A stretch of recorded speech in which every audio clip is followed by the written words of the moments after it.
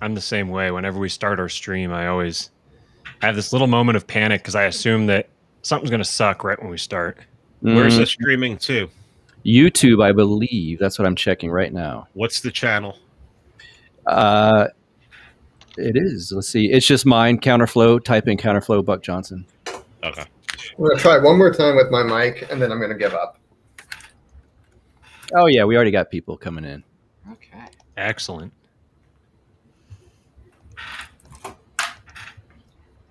Wyman Taylor Bear. You're always at these. Thank you.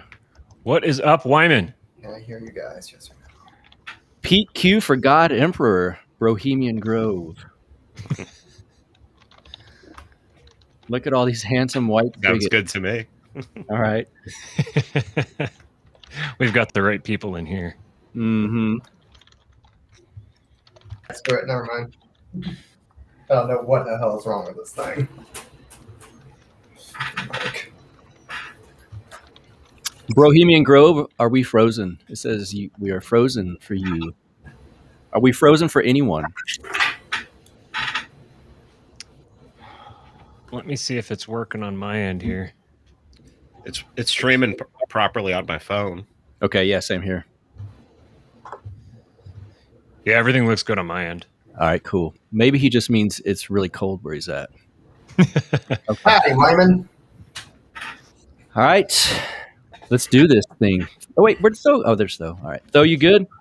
Yeah, All right, man. I think so. Welcome, you guys, to the post-Libertarian. I guess that's what we're calling it at this point. Roundtable chat with myself, Buck Johnson from Counterflow Podcast. We have Tho Bishop, Andrew from Popular Liberty, Matt Erickson, a.k.a. Real King Pilled, who's been a bit of a firebrand, it seems like, as of late, and Emperor God Pete Quiñones from Freeman Beyond the Wall. Thank you guys for doing this. Apparently, we are some sexy dudes. It's already been proclaimed in the comments tonight. So let's see where we can start this with. I think everyone kind of has a grasp on who everyone is, but we'll give a brief intro for all of you. Pete, you go ahead and start. Pete Quiñones, Free Man Beyond the Wall podcast. And yeah, I had Matt on recently, and the world hasn't been the same since, it seems. We're definitely going to get into that. Matt, go ahead, Mr. Troublemaker. I just have to say that it seems appropriate that Pete gets his own little row on the bottom there. He's the God Emperor. Mm-hmm. Yeah, I'm Matt.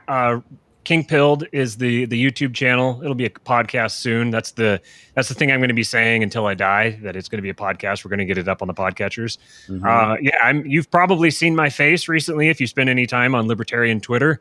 And if you saw it, you probably saw people freaking out about it. And that was fun, and I guess we're going to talk about that today. 3 of the 5 of us need to grow beards. Hell no. Andrew from Popular Liberty, go ahead. Well, I can't grow a beard, unfortunately, even though I'm Irish. But Andrew from Popular Liberty. I'm at the Popular Liberty podcast and anti-libertarian at Substack.com.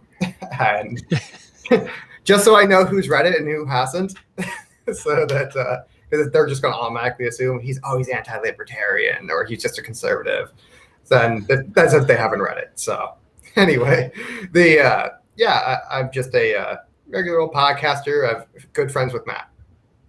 All right. So you're saying you're biased towards Matt's point of view. Oh, I'm also the admin for the part of the Parliamentary Circle. So. Oh, interesting. Yeah, behind enemy lines. Okay. And Tho, go ahead. Kidding. With the Mises Institute, I've got been trying to publish some of the old paleo stuff at RothbardRockwellReport.com, and just glad to be here. Let me ask you something about that really quick. Do you find that within libertarian circles that the 90s Rothbard, as it's kind of just called a lot, do you think that's unread? Yes, definitely. I myself had I've read a few articles here and there. I was largely unfamiliar with the work until about a year ago. And, I'm someone that's always enjoyed this period, and again, with a lot of that content only being on, Oons.com, I read the Irrepressible Rothbard. There's some of the stuff in there, but again, a lot of the real political strategy stuff I think is unexplored, and I think I'm happy with the response that we've gotten. I think that it's very relevant to a lot of these conversations we're probably going to have today. Yes, I do too. Pete, you shook your head to that as well. You've noticed that? Yeah, I mean, it always seems like it's just a pejorative. 90s Rothbard, late Rothbard, and honestly, I've used it in the past, so I'm guilty of it. And then when you go back and you read it, you're just like, okay, well, I mean, this is the same kind of strategy Rothbard was using in the 60s when he was hanging out with Maoists, but the same people who complain about 90s Rothbard don't complain about Maoist Rothbard, so it's just a bunch of people who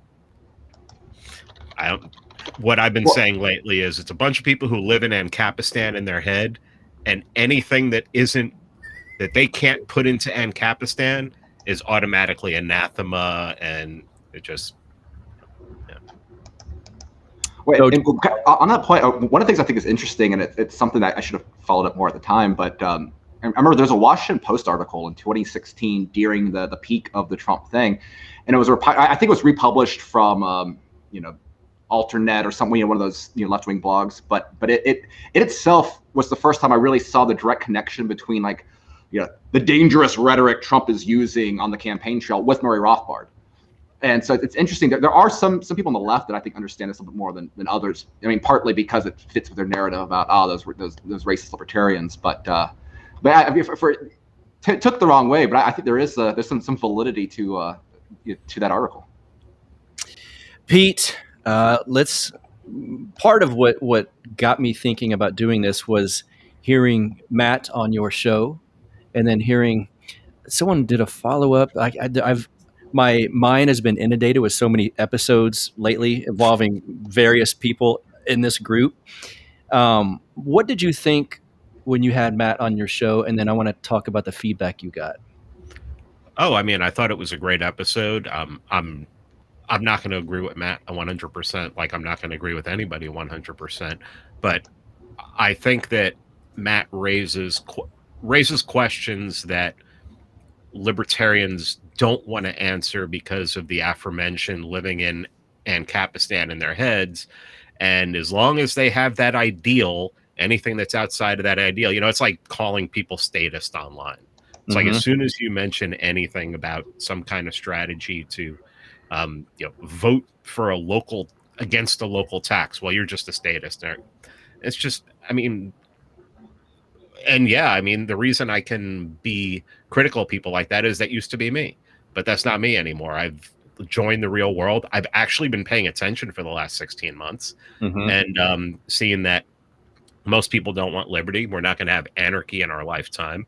And if we want to preserve what we have now, we're going to have to go to work. And part of that's probably going to have to include politics, getting involved in politics. And one of the things I've realized recently is that sure, there can be some Libertarian Party stuff done locally, but I think that more so than anything, probably the Republican or even the Democrat Party is the way to go, because you automatically get legitimacy. I've wanted to tweet this, but I'm suspended. It seems like the LP is a social club for autists, while the GOP at this point seems like a standing army waiting to be led. So why wouldn't we go after the GOP? Because we disagree with 10% of their platform. Probably more than 10%. I would probably agree with a lot more than 10% of their platform, but that doesn't mean that. I mean, come on, you're not going to use that, right? No, I'm. Yeah. I know what you're saying. Matt, well, let me ask you this real quick. Also, Pete, what was the feedback overall from Matt's appearance? Because it seemed to me like initially it was like going crazy with positive feedback, and then I started seeing some negative. But you're the guy who does the show. What did you hear from people? Okay, so in the last 16 months, my show's changed a lot. Yeah, the lockdowns really, really sent me in a different direction, and it doubled my audience. And I think that there are a lot of people out there who are like, okay, give us answers. We give us something to think about. Give us something outside of For a New Liberty or everything that we've read that we want to happen, but we know is not going to happen now. And I think those people loved it and ran with it and contacted me and said, I don't agree with everything Matt said, but man, this is the direction we need to start looking in.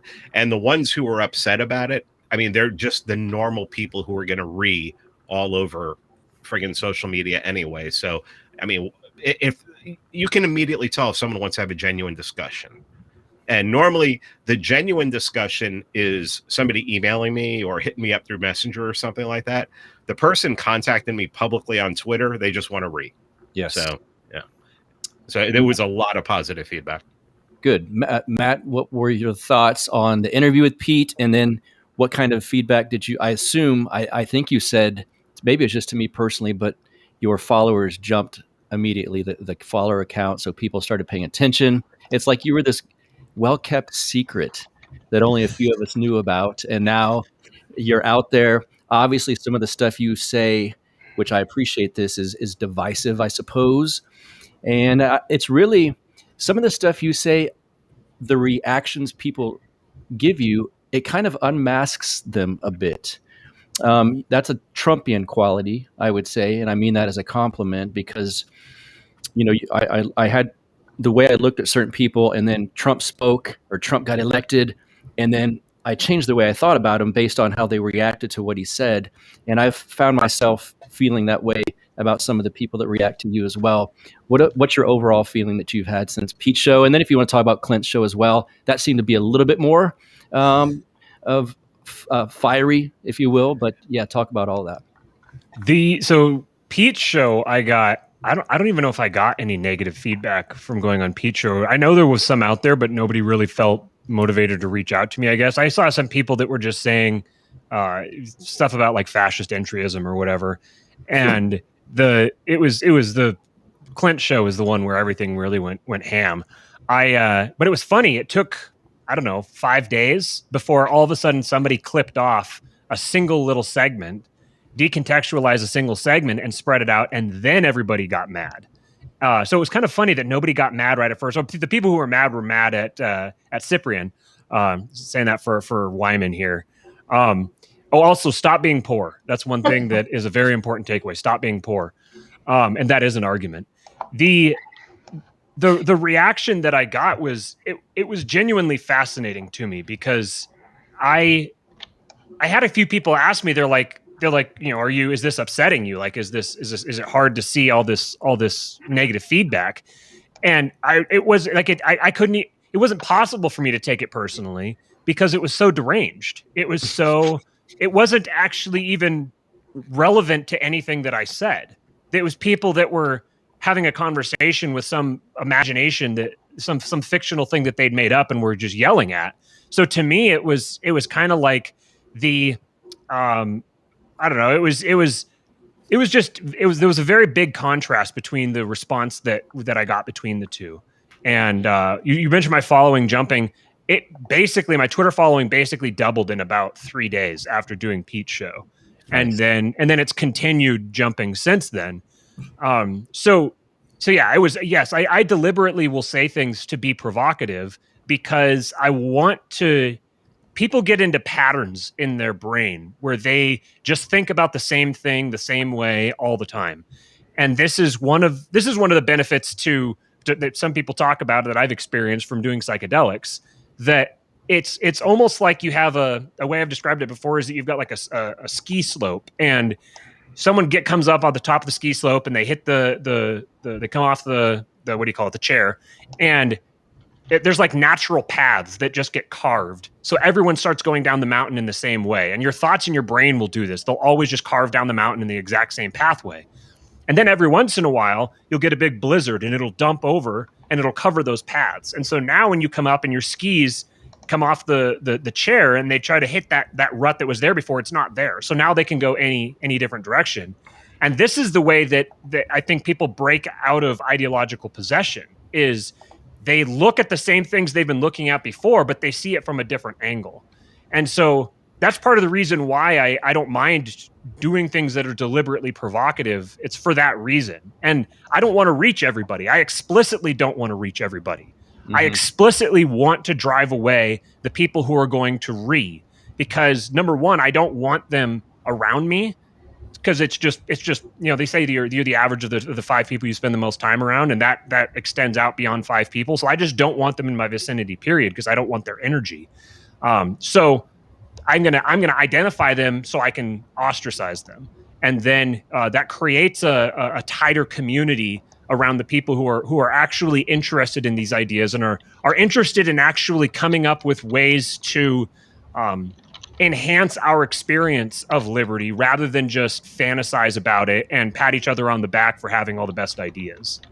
Sounds Hoppian. And speaking of Hoppian, Mackenzie is in the chat, and she said, in my experience, libertarians in particular are terrible with repeating certain slogans over and over again as if it's all they know. Sometimes it is.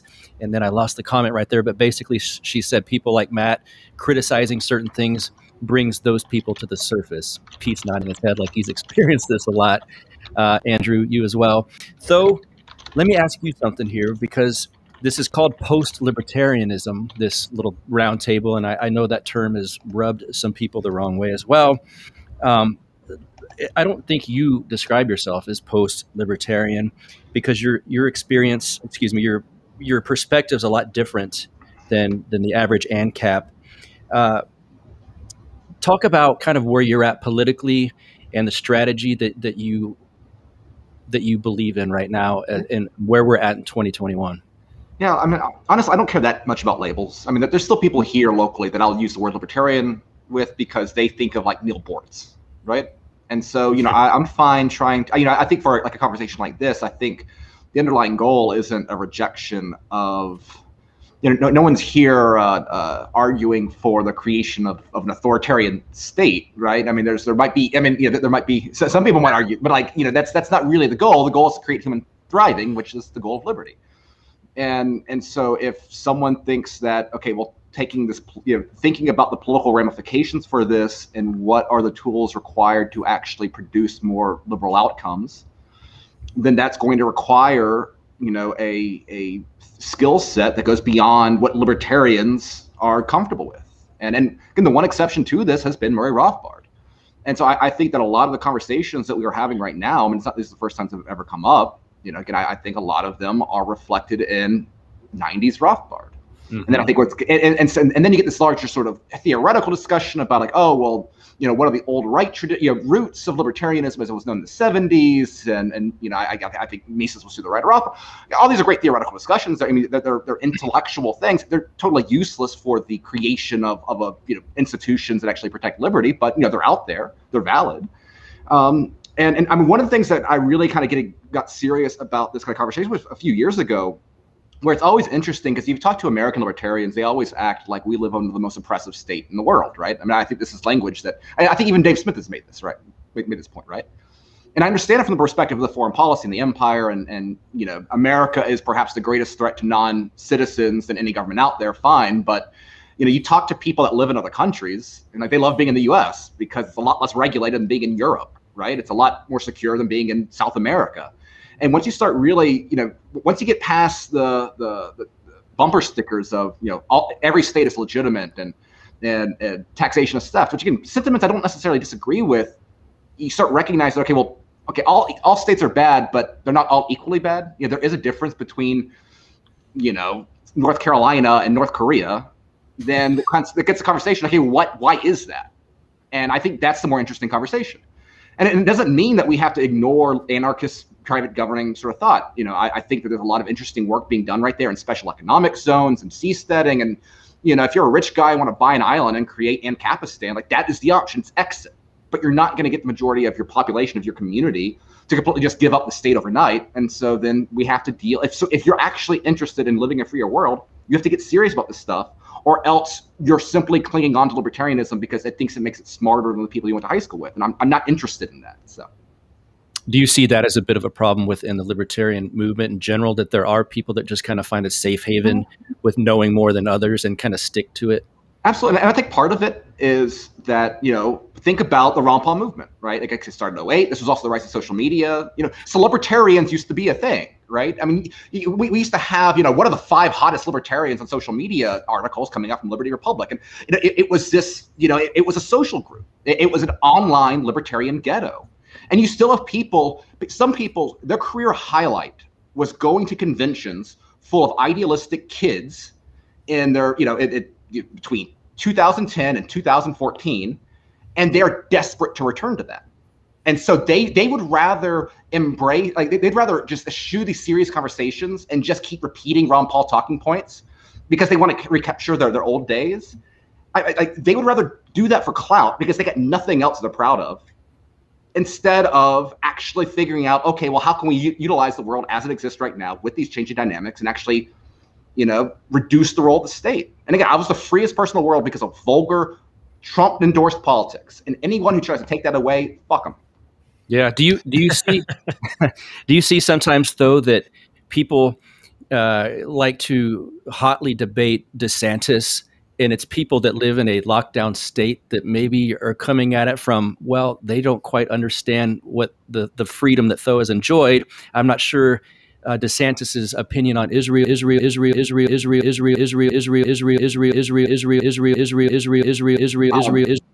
Okay, sorry, I was getting like weird feedback. I think that definitely plays a role into it. And what's interesting is that, again, this is the point that I've been trying to make from the beginning, is that the Libertarian Party strategy is not a political strategy. It is an anti-political strategy. It is viewing the political landscape right now as being impossible to change as it currently exists.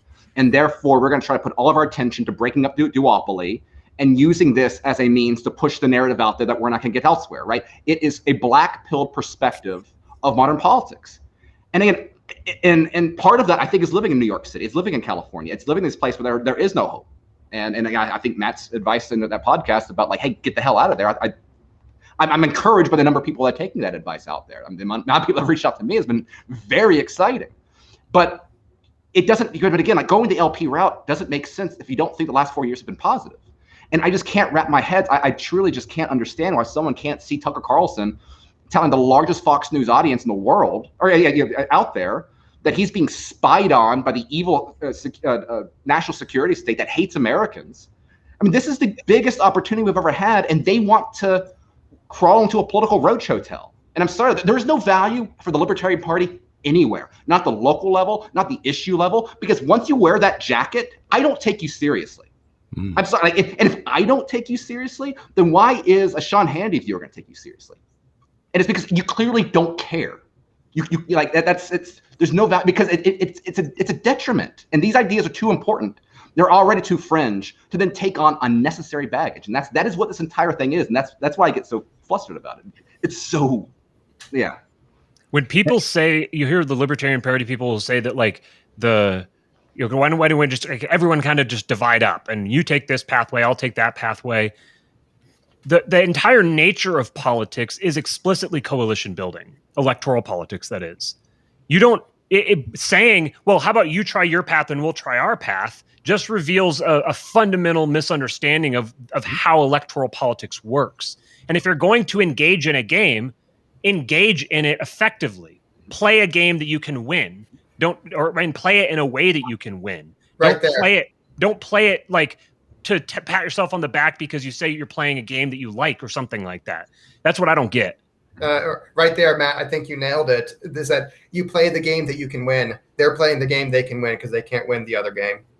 And that, and I think they're actually right about about that. They can't win. They're not cut out for it.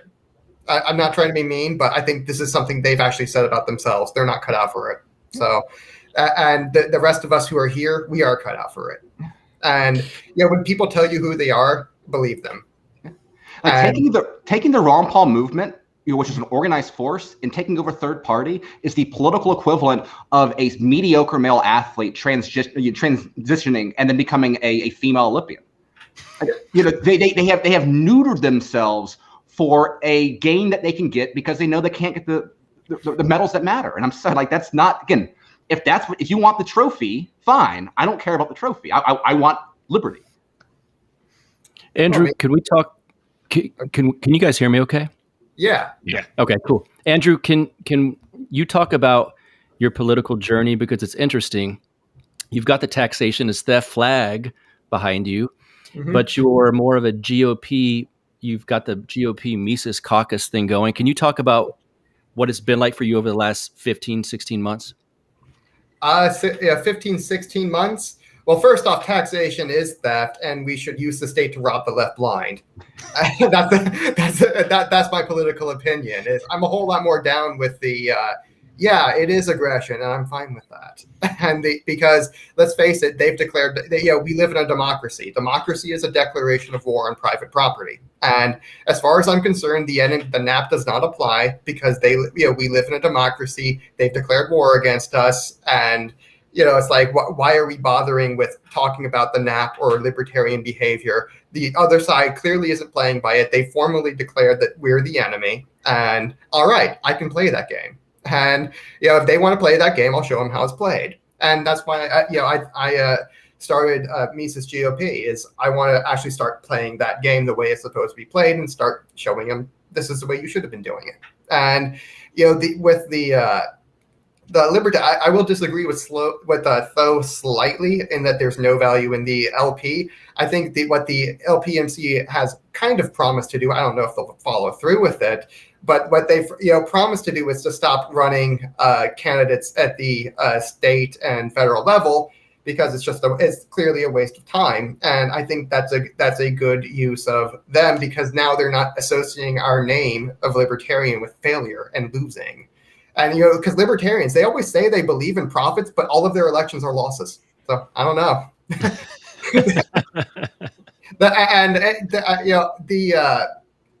There is some value in, stopping the damage, damage control. But beyond that, you're right. There is no value in playing it the LP way, or at least no marginal value in playing it the LP way. Because what you're really saying is, hey, let's be statist, but be bad at it. And no one wants to vote for a loser. No one cares what a loser thinks. This is why, you have prominent libertarians who have large platforms are better off just having their own large platforms, because now you've taken a platform that is associated with loser and just tied your name to that. It's like, this is going to be an anvil around your neck. You were better off by yourself. Or actually, you're better off with us, but you've already said, that you're not cut out for the GOP route. And, and by the way, there are two GOP routes. There's the electoral route, which we've seen with, Young Americans for Liberty. They have 180 state reps elected so far. That's 180 wins, 180 more than the LP. And, and they're having quite a few, and many more local elections on top of that. They're having wonderful success with the electoral route, and which, by the way, if you look, there's like, I think it's like 3,000, it's like 6,000 or something like that, elected Republicans nationwide in state houses, I'm sorry, like 3,000 something. And, 180 over that is, you're roughly 9% of the GOP coalition. So we're batting above average. And if you look at just the few, the one or two libertarians we have in the federal, which is, I think is a lost cause. I'm not doing any federal elections. If you look at them, they bat above average. They punch above their weight. Like Rand Paul by himself, he's the only libertarian there, at least in the center. Maybe Mike Lee, but he's not so prominent. But by himself, he kept us out of war for 4 years. By himself, he's one guy, and he's a senator. He's 99% of opposition basically, and he did it. He pulled it off. It's like, this guy bats above his, he punches above his weight. If we had 3 or 4 more, that'd be great, but we don't, and I'm not going to try. So, what I really want to do though is lobbying strategy, where you can, hey, if the power is for sale, let's make the purchase. And that's one of my favorite sayings, that, hey, libertarians spend all this time, saying, yes, the system is corrupt. No shit. And so why don't we, try to buy something with it? We could, get the, some preferential treatment for Bitcoin done at a state level. There's quite a few things we can do here that would would help like tremendously to for liberty. That you could also make the argument, helps with the helps the state, with their own power incentives. So because what we've seen repeatedly is that if you can incentivize the state by telling them that, hey, liberty behavior X will give you more power, in the foreseeable future, they will usually do that. They'll usually go for it. This is what we saw with. I made this point on Jose's podcast, Jose Gallison, his podcast last night, that when we had drug legalization in Colorado, the state of Colorado went from $40 billion a year in direct tax revenue and then 2012, and in 2013 they went to 47 billion, which is almost a 20% increase in their actual felt power. So, and that's just from legalizing drugs and having all that extra tax revenue come in. And by 2 years later, they had gone up to almost 50 billion, which is like a 25% increase in their power. And granted, as libertarians, we don't want to really help the state have a lot more power, but this is kind of unavoidable because of the way archetropism is just works. But we would still like to have our liberty, and this is something that we're hey, it can be a mutual win-win situation for our libertarians and the state sometimes, and I think this is a route we should definitely be pursuing, and this is the way we should be pursuing it. Pete, one of the coolest things about hearing you over the last COVID year, I suppose, the last 15 months or whatever, how long it's been, is you've been very willing to say, look, here's what I thought a couple of months ago. I've changed my mind. And it's really, not to use an overly used term, brave, but when you have a giant platform like you do, to admit, like, you know what, guys, I was not correct. I said this. Now I've changed my mind because I've got new information. I've adapted to it, and I've changed some strategy here. Can you talk about the kind of last 15 months and what you've learned from it? Well, I've learned that I'm not alone in that. Yeah. I think that the people who are listening to my podcast are having the same problem. Is I think a lot of people went into COVID the way most anarcho-capitalists think, there's actually a chance we could have an Ancapistan in our lifetime. If you would have told people in 1850 that slavery would be abolished in 15 years, it's like, first of all, slavery was a freaking government program. Getting rid of a government program is hard enough. You're talking about destroying and taking down the government. Come on, let's stop with that. All right. So I saw things change over and over again. So you have like, all right, so COVID starts and I'm like, all right, what do I do here? So Vin and I started podcasting and talking about what we thought was going to happen. And we predicted so much. It's ridiculous if you go back and listen to those episodes. Then the riots start, and I refuse to call them the protests. They're the riots. And then that changed everything. It's like, well, what are you going to do? I put out the documentary. We've rushed a documentary like the week that the riot started just to meet it. And so then what happened? Well, and then the election happens, and it's obvious that there's election fraud. And I'm just like, well, what do I do with this? And I start looking at things differently. And then January 6th happens, and it's like Aaron from Timeline Earth and I do a podcast on it, and all of a sudden that gets taken off of YouTube, and that gets taken off of Spotify, and then I start looking at all this information. There's so much change happening so quick. How can you not change your strategy? I mean, if you've lived in Ancapistan in your head from like February of last year till now, you're useless to me. There's nothing. What am I going to learn from you? I already know I've lived in Ancapistan in my head. I already have that. Okay. So it's like, well, but that's not where we are. So, all right. So I'm willing to talk to anyone. I'm willing to deal with anyone. I've talked to communists on the show. Be like, okay, what do you think we should be doing right now? I'll talk to anyone on the show. And I mean, I just think that's where we're at. Things, everybody talked about when Trump was in power, how it was like you had like a 12-hour news cycle, like something new was going to happen. I mean, it's almost like every week you have to like adjust your thinking to figure out, okay, how do we deal with this new thing that's coming out? And Biden is talking about nuking, Americans twice, and then he bombs Syria, and then it's like, well, I mean, if you're still living in Ancapistan in your head, just throw yourself off a bridge at this point. I mean, you're useless. I mean, don't come at me on social media, and you just suck. And stop being poor. Yeah, stop being That's poor, right. fuckers. I mean, let me say, Harry Brown's most famous book, the message of that book is stop being poor. I've heard Tom Woods say that he laments the fact that there aren't more successful libertarians out there. I mean, this is not Matt is not, like, this isn't a new message. This was Harry Brown's message. All right.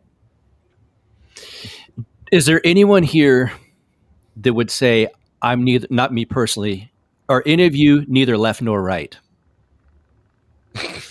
Crickets. Do you find that to be I'm a moderate, technically? Those I have a whole episode with Anthony Samaroff on how, libertarians shouldn't call themselves left or right. It's like, I mean, I have those libertarian fucking episodes out there. I want to hear what you guys think. If there's a problem with libertarianism, with that phrase, I'm neither left nor right. Tho? Well, yeah. Go ahead. I mean, I think it does in one way. Just let's assume that cultural outcomes are not determined by the political race. Like let's ignore like a way. Is there anything fundamental about libertarianism that lends itself one way or another? Because again, I'm not going to say definitively anything. Politically, though, what embracing the culture war does, as much as anything else, is give you points of agreement with people that otherwise think we're crazy. And so again, if politics is about building trust with other people, any great political movement, depending on, it doesn't matter if it's a democracy, it doesn't matter if it's a rebellion, doesn't matter, if it is a military coup, right? Like people have to fight with you, and people have to stand behind you. Like, I mean, great revolutions happen with men of action. Men of action or inspire those around him. And if you're talking a different language, if you're fixated on issues that don't motivate your average person, then why would they follow you? Because they think you're really smart? Because guess what? Chances are you're not. Okay, like if your most interesting thing about your political philosophy, your average person in your community is not going to think that you're all that interesting. So if you understand the scales of the battle that we're going on, once you start talking about the mission of the secular left as being a holy war against Christian values, right? Once you understand that they're using anti-white propaganda in your schools to make your kids hate you and hate this country, once you start getting deeper and you actually start getting to the issues that really motivate people, because most people are not motivated by tax rates. They don't want to pay taxes, right? But they're not motivated by the difference between a 30 and 35% tax rate. They're not motivated by licensing reform unless it's something in their area. They don't care about criminal justice reform unless they somehow get funds for the Coke network, right? What they do care is their children. What they do care is people hating this country. Again, you can look at them and you can make fun of them and you can think you're smarter and call them tribalists and call them whatever, Neanderthal, whatever you want to do. But ultimately, that is where you have the connection there. Because if you understand that, you take this stuff seriously. Then, and again, Rothbard understood this in the 90s, but Mises understood this way before that. And so again, there's nothing anti-libertarian about this. This is part of this tradition. We care about civilization. Oh, I was going to say that I agree with everything Tho said, but add to it that it's like you can tell you can always tell the left from the right and libertarians by their time preference for power. This is something I've really been pushing is my definition of left, right, and libertarian is based on the time preference for power because they're all three are very unique. That you have your lefties who have a very high time preference for power. They want their their oppression and they want it now, or they want their welfare. They want it now. They want whatever you name the government program. They want it now. And the right has a low time preference for power. Whereas they're willing to defer quite a lot more gratification of the predation of political power. Political power is gratifying. It has value to it, value that can be given to people. You can buy allies with it. That's what it's for. And the right has a much lower time preference for something like that, where they say this: we want just a small government. We only want a few services. And whereas the left wants everything, and but libertarians are even more to the right than the right is, based on this time preference for power, because they basically want a zero. We want near zero or zero state services. We want zero gratification from that political power. And this is why we end up getting so many more allies from the right than we do from the left. And Dave, Saint Dave has, peace be upon him. He has, noted several times that he was always surprised that he got so many more converts from the right than from the left. He saw, the left cares about people. No, that's bullshit. They don't. They care about their power, and pretending to care about people is a means to power. But the reason we always get so many more people who come from the right, is because they have a low time preference for power, and it's easier to go from low to near zero than it is to go from really high to zero. Yeah, I'm sorry, just going from a high time preference where for power where I want it all right now to I want virtually zero. That's too big of a gap for a lot of people. I don't think that's going to happen. And we should be cognizant of that and understand that the right is far more of our allies, or at least they're far closer to us in terms of what we prefer than the left is, and we should start acting like more right wingers. I really think, because right now the right is kind of leaderless. This is a perfect time, like Pete said, that the right looks like an army waiting for a leader. And by the way, this is why the right did not shoot back at the government, because the right needs a leader. This is a hierarchy. You can't have a revolution without a revolutionary leader. And back then there was no revolutionary leader. Sorry, Trump was in charge, and that kind of felt to him. But he didn't want. Obviously, he doesn't want to overthrow the government when he is the government. So there was no revolutionary leader. That's why the right didn't shoot, and that was the only reason why the right didn't shoot. They didn't have a leader, and. By the way, for the feds who are watching, I'm not saying we should shoot at the government. I'm explicitly saying we should not do that. That's a horrible idea, and we should definitely not do any sort of violence to threaten the state at all. We should lobby the state and give them money, so that they like us more. Tucker Carlson is on right now, so they're not watching us. Hey, Matt. Matt, go ahead. I know you've got some opinions on this as well. I do. Number one, I saw people are in here talking about Carlos, and I just wanted to shout out Carlos Abelar. He's a really good dude. Yes. Really appreciate Paloma Verde CBD. I've got some here, and it is killer. So just shout out to Carlos. Me too. Thank you. I think this really strikes at the heart of the biggest issue with libertarianism as currently constructed. It is, well, I initially came from we're neither left nor right. And it was Mencius Moldbug that broke me of that, with the contention that he makes that right is synonymous with order, because right is synonymous with hierarchy, and that leftism is fundamentally the force of entropy. Leftism is the destruction of hierarchy, and that causes chaos. Chaos breeds violence. And this concept of archetropism that Andrew has conceived of, I think it's one of the most important political concepts that's been generated in I don't know, like however long you want to say, whatever long time span you want to say, because it illustrates the behavior of the state. Human beings have this tendency of we think of things in static terms. We don't think dynamically.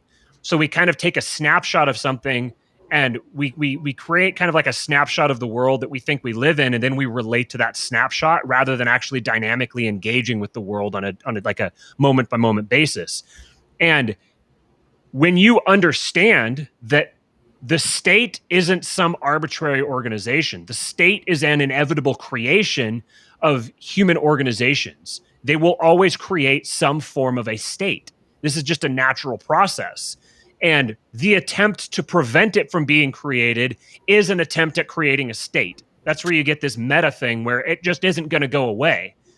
So because of that, if you're going to make the case that we need to get rid of the state, what you're saying is we need different human beings. We need human beings that don't operate like human beings. Now you're trying to remake mankind, and you can go down to that's what I use my show for. Is I go down those Christianity. It's like, stop sinning, people. Come on. Exactly. You are dealing with Christianity, and what I've seen is that the existing war between the cultural war between the left and the right is a Christian civil war. It's the premises that the woke movement are operating upon are Christian premises. Like, they're using Christian morality. They're appealing to Christian morality. And they've got this, like, history began 100 years ago for them. So they've got this, they don't have the context for where they derived their sense of morality. But the way that they see the world is so distinctly Christian, it didn't exist prior to or outside of Christianity. Once you understand that, it becomes clear that even if you're just going to operate on a pragmatic level, you're like, okay, well, there's these two different sides and we don't like either one of them. What's the best way to get rid of them? It's team up with one side. Team up with one side, get rid of the other one. Now you just leveled up. Now it's you against the other one. Isn't that better than you against both of them? Just purely on a pragmatic basis, it'd be like, okay, we'll just pick one of them and align with them. Throw all of your support behind one, wipe out the other side, and then move forward. But that doesn't even naturally work. That doesn't fit humanity. And this is where the libertarian message goes wrong, is that it's not just that their strategy is wrong, it's that their message is wrong. Their message is a failure. It doesn't matter how right it is. It fails because people don't want it. People don't want to buy it because it's a tough pill to swallow. People like H.L. Mencken said, people don't want freedom. They just want safety. They're trying to buy safety. They're trying to buy violence against other people. So offering them a product that says nobody can use violence against anybody, that just it doesn't sell to them. They don't want it. They don't want to buy into it. So if your strategy is we need to get more people listening to this message, and that message is rejected by the people who hear it right now, I don't get what you're driving at. I don't get what you're trying to do. But it even goes even further than that, even deeper than that. This idea that we need to spread a message of liberty and that's how things change misunderstands, again, the nature of how human societies organize themselves. And part of this is like the implicit message of libertarianism, which is that democracy is a fraud, that the state doesn't actually respond to the will of its constituents. That's the problem with the state, is that it doesn't respond to the will of its constituents. So then why is your strategy convince everybody to agree with us about the state? That seems like the most inefficient, longest way around, like, Sisyphean task imaginable. So it doesn't matter that it's right. It just matters that it doesn't, like, it's not practical. Pete. You're muted. Pete, you're muted. I'm just looking at this. It's a typical comment when you bring up Christianity. And I went to seminary, so fuck yourself. Except Christianity was shaped by many various pagan religions and ideas. Fuck off. You don't know. Come on. Shut the fuck up. All right? Jesus Christ. These people. I mean, this is somebody who is a re on friggin' Twitter. It just pisses me off. All right. Yeah, I mean, I've been saying the day I interviewed Matt, and Matt said libertarianism is Christianity without Christ. That same day, I had tweeted that libertarianism has always had an atheism problem. And that's one of the biggest okay, we want to spread the message of liberty. We're going to spread that hot liberty message and everything, but yet we're going to turn off 80% of the fucking population because we have these radical atheists. I mean, Rothbard was an atheist. Ayn Rand, and Rothbard was also understood religion. He understood Calvinism better than most of the Calvinists I know, because I've heard him. I heard his lectures that he's done on it. Ayn Rand was probably the worst ever talking about religion and the biggest enemy of of libertarianism or a liberty message at all. I mean, it's really striking to me that people who want to be free want to just ostracize 80% of the population, and not only ostracize 80% of the population, but get 80% of the population actively hating you. I mean, it seems like a perfect plan that somebody from the outside would devise. Yes. Well, that's exactly what the libertarians did. Is they kind of they took the God out of Christianity. Remember, God is love, according to Christianity. And what they did, what libertarians have managed to do is they've reasoned their way all the way to what a love your neighbor as yourself society would look like. Remember, God is love, and they took the love out. So what they're trying to do is have the law part, which doesn't work, without the love part, because the love is the way you get to the love your neighbor as yourself is in the Christian sense. Remember, Christian love is completely voluntary. This is a completely voluntary act that you can't possibly force it. It's by nature, it's impossible to force. And if you do, that's rape, and it's abominable. And so what they've done is they've reasoned their way to what a love your neighbor society would kind of look like. And then they took out the love part and just said, we're going to mandate this and turn it into law. And if you read most of the New Testament over and over and over again, they tell you exactly don't do that, because trying to legislate your way to a good society, by legislate, I mean use law. By trying to use law to get your way to a love society, you can't do that, because you can't force love. There's no way to coerce it, to use force to do that. It has to be done voluntarily. And so when you take the Christ out of it, you're taking the love out of libertarianism. I'm sorry, liberty lovers. Sorry, that doesn't work. You can't just love liberty. No, you have to love your neighbor as yourself. It's quite a lot harder. And by the way, part of being loved, part of being able to give it, and two, being able to receive, and being worthy of receiving it. You have two responsibilities right there. And that's another thing that your legacy libertarians don't like talking about, is that if you want to incentivize, you have a responsibility to be lovable and to love your neighbor as yourself. This is how you get that right of self-ownership, of being allowed to have that non-aggression society. Because this is what that society is going a love your neighbor society is going to look like. I got go ahead, Matt. Go ahead. I just real quick. I got a tweet from a guy yesterday. I don't remember exactly I don't remember the exact context of it, but his complaint was basically like, why aren't you calling out the state? Why aren't you saying that the state is evil and that taxation is theft and all this stuff? He's like, why do I have to change? Why is it me that needs to change when everyone else are the people doing the bad stuff? And I was like, this is it right here. This is perfectly emblematic of the flaw at the heart of libertarianism. It's even in this idea that we're going to go share, like, our message is right, so we're just going to put it in front of a whole bunch of people, and it's so right that they're just going to get it. We don't have to plan beyond that. It's just so right. It's so self-evidently right that we'll just give it to them, and then they'll accept it, and then happily ever after. That's fundamentally, that's arrogance. It's like complete self-absorption. That you don't realize that simply putting your message in front of people doesn't do anything for them. You have to solve their problems yourself. You have to be proactive about solving their problems, which just so happens to be the heart of the premise of capitalism, that you make yourself wealthy and powerful by solving other people's problems. When you solve their problem, they give you something in return. And now you guys get along. The whole where goods don't cross borders, armies will. This is all born from this Christian premise that you must love your neighbor. This isn't an arbitrary statement. It's like this is the hack for reality.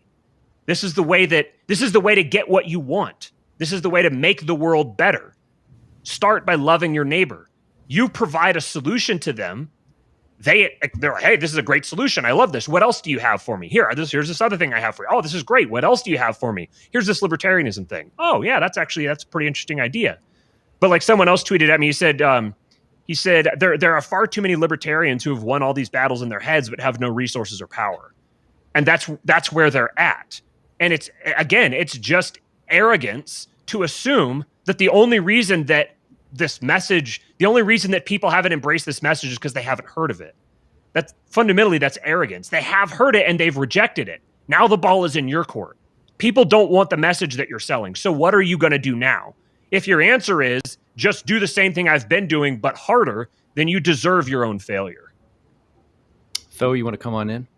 Yeah, no, I agree with just about everything that's been said here. And I think it's interesting too, because if you look back at Mises and Rothbard, they were always atheistic Jews, but both of them, like, if you compare Mises' thoughts and like socialism, which is very early in his career, his views on Christianity change a great deal when you get to theory and history at the end of his career. And I think there's a recognition of the role. I mean, and Mises points this out about how liberty itself is a uniquely Western institution. And of course, the West has been defined by these values. And once it didn't occur anywhere else. Like there is, these are interconnected. And I think this also goes, the interesting thing, and this is, I think, again, why I think there's so much opportunity out there, is that this is also something that I think the political right doesn't get either yet. Because like your conservatives in DC are largely secular. Most Republicans in DC hate their Republican voters. And I think very few of them take seriously the fact that this is a religious battle. You see this, and again, you can see this with the way that the left acts, right? Like every libertarian out there that was trying to defend Juneteenth Day because of some intellectual argument about slavery. So guess what? They didn't bring it up because of slavery. There's been no question about slavery this past year that sparked a national declaration about Juneteenth. What changed is we created a secular saint out of George Floyd. This is going to be a day denouncing white supremacy, and what we've done is created a modern feast day. This is what they've done. This is what the 20th century was creating secular saints, where we replace natural rights given by God by the civic rights given by the state. And what you see as well is that what is the demographic in the country that is the most strongly behind the Democrats? It's because the Democratic Party is bribing them with something. And now boomer cons will say like, oh, they're giving them gimmies, right? Like, oh, it's because of welfare.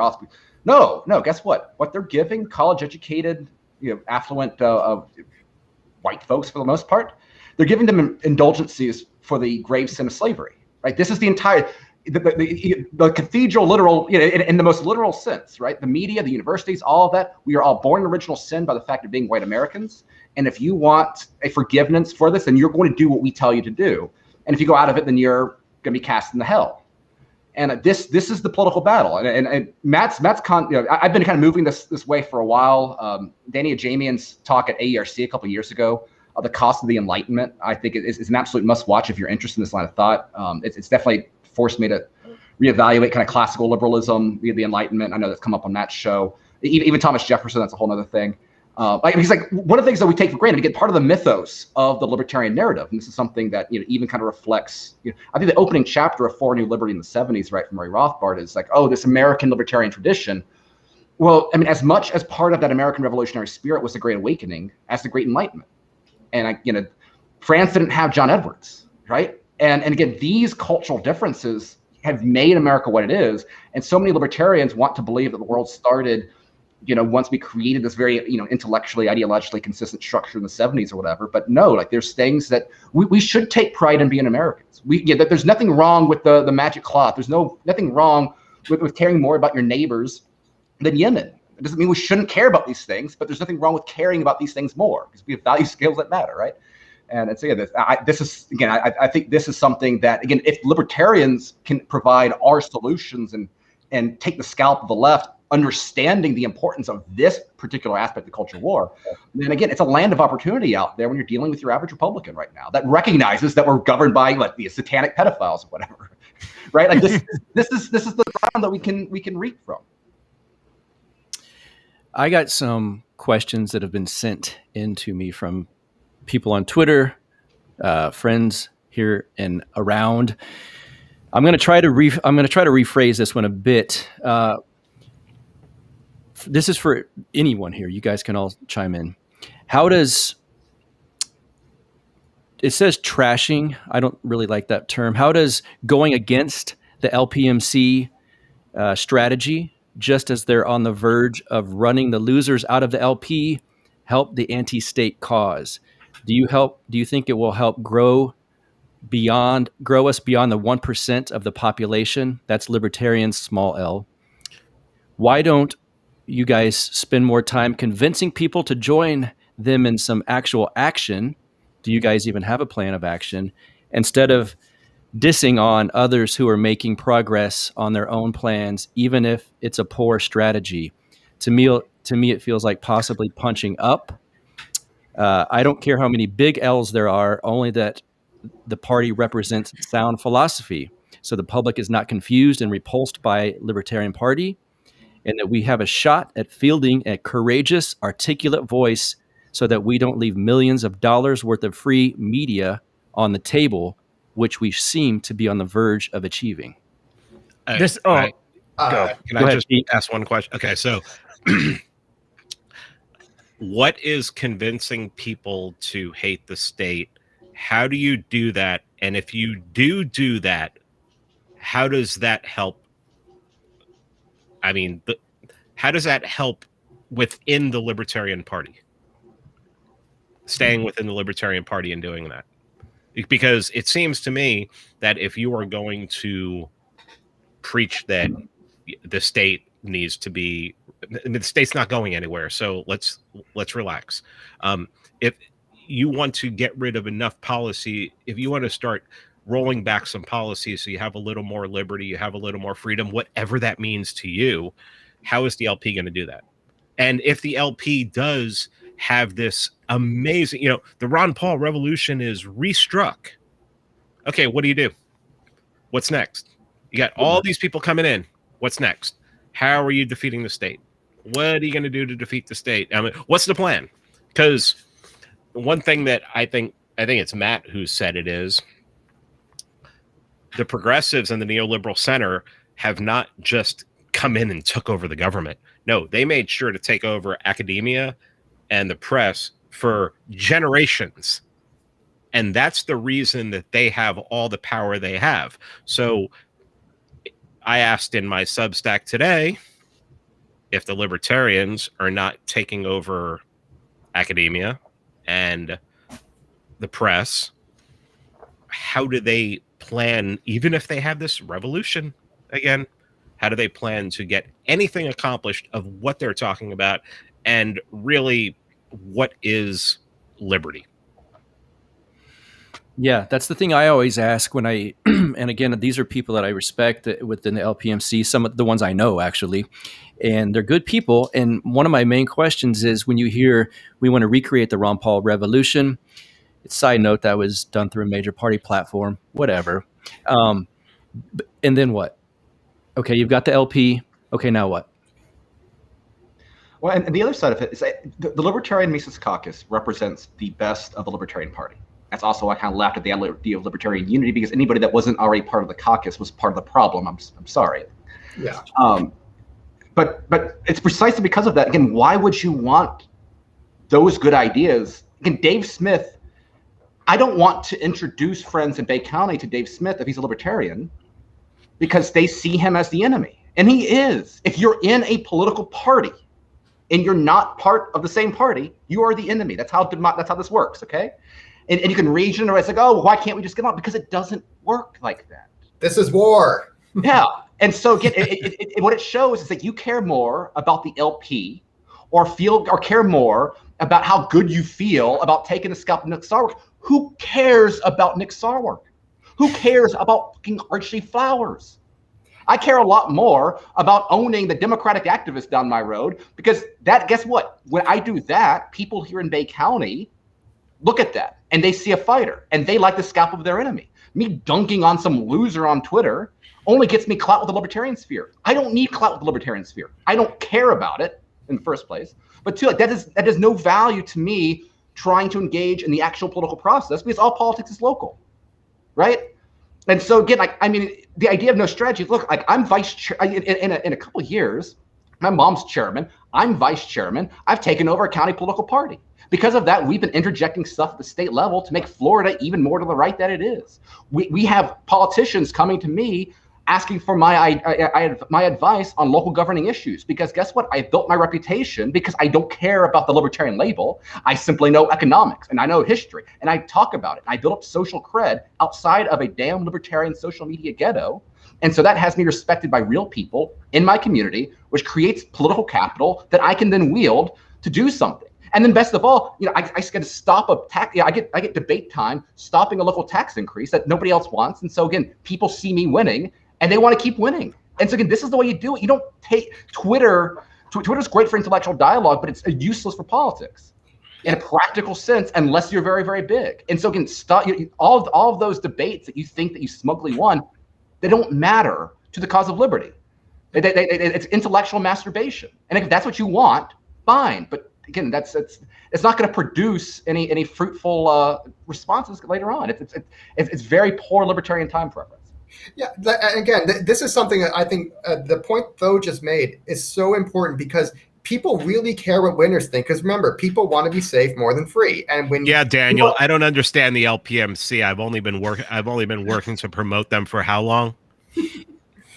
But yeah, I don't understand anything at all, right, Daniel? Talk about straw men. Mm-hmm. But yeah, if no one cares what losers think, if you're a loser, that means you can't protect them and you can't keep them safe.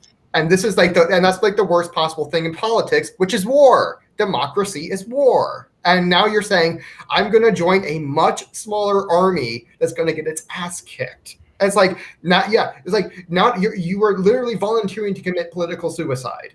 And it's not even martyrdom, it's just suicide.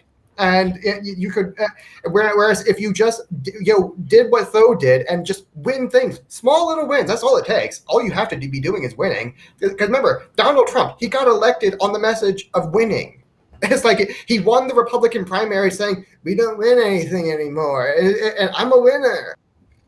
And everyone knows this about me. Everyone says it, and that's exactly what we need to be doing. And just little wins, little things like you defeat a tax hike, like Tho did. All it takes is that, and it builds your reputation up to where people do care what you think because you're a winner. And again, the Libertarian Party will never do this because no one cares what losers think. This is why they're making such a mistake at tying their name to losing, because you're tying your name to defeat and not safe and whatever the opposite of safety is. Insecurity. That's what you're running on. You're campaigning on insecurity and not keeping people safe from their enemies who wanted to put them on house arrest for like the last year. It's like to protect them from that. And when you're joining the LP, you are opting in to be affiliated with Archie Flowers. Right? You are opting to be affiliated with every loser in the pre-Mises Caucus in the LP that anyone's had experience with. You don't like it? Fine. Doesn't matter. That's the way the world works. It's not about what you want. And what else did Trump run on? Yeah. Remember Jeff Dice's question? He said, why would you join a party with a bunch of people that hate you? And I saw something just the other day. I saw I'm not going to call out specific names because that's not what we're here for, but I saw the same person tweeted, it was two tweets juxtaposed next to each other. One of them was talking about calling for unity within the party, and the other one was talking about how the two major parties ultimately at the end of the day just join hands and fuck us. And it was like, how do you not see this connection here? You have your own little microcosm of the two major parties. You have the two major parties as a microcosm within yours, and you're saying we need to join them to make progress forward. That's that question that you read, Buck. There was one phrase in there that just about made me put my head through my desk. They said, "Why are you opposing people doing this? Maybe it's a bad strategy, but that doesn't mean they shouldn't do it." I don't even know how. And what other part of your life do you say, well, this might be a bad strategy, but just do it? How do you do that? And then you accuse me of being the one who doesn't care about liberty.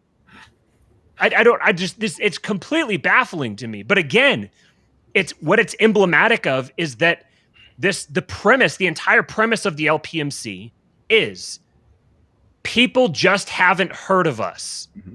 And if they hear of us, our message is so good that they'll just accept us. We have all the answers and they'll just accept us. But people don't care about answers. They care about credibility and they care about power. If you have neither one, they don't give a shit what you have to say. So you need to develop the credibility and the power. And having a lot of libertarians who know who you are isn't power. That's not credibility. That's not fame. this premise here is that they're going to go on these platforms. They're like, well, we need the LP because you use the LP to get yourself onto these different platforms. And this again just shows a complete misunderstanding of where power flows to and from within the state. This is the concern within the United States is not having a state-controlled press. It's that we have a press-controlled state. The press dictates the agenda to the state. The press dictates the agenda to the people.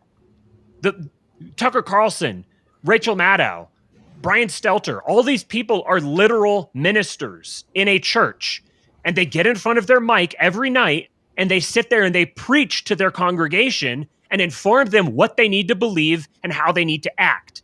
And it doesn't matter that they have a small audience relative to the rest of the population. What matters is that they're the only people in that institution with credibility. So implicitly, they set the agenda. So you going and getting on their platform just means that you are submitting to their framing of the agenda. You are letting them frame you and dictate to everyone what to think about you. And ultimately, the people who control the show, like if you reason through this, if the politicians are downstream of the press, who controls the press? The people with the money. If you have a political campaign and you want to get anything done, what's the first thing you have to do? You have to go ask someone to write you a check. That person who writes you a check is going to dictate what you do with it. So what I'm saying, when I say stop being poor, when I say quit worrying about whether taxation is theft or not, and just make so much money that you don't have to be concerned with it, what I'm saying is libertarians need to be the ones who are writing those checks, because that's how you change the system if you're trying to change this system. I don't think that you should. I think this system is beyond changing, beyond saving.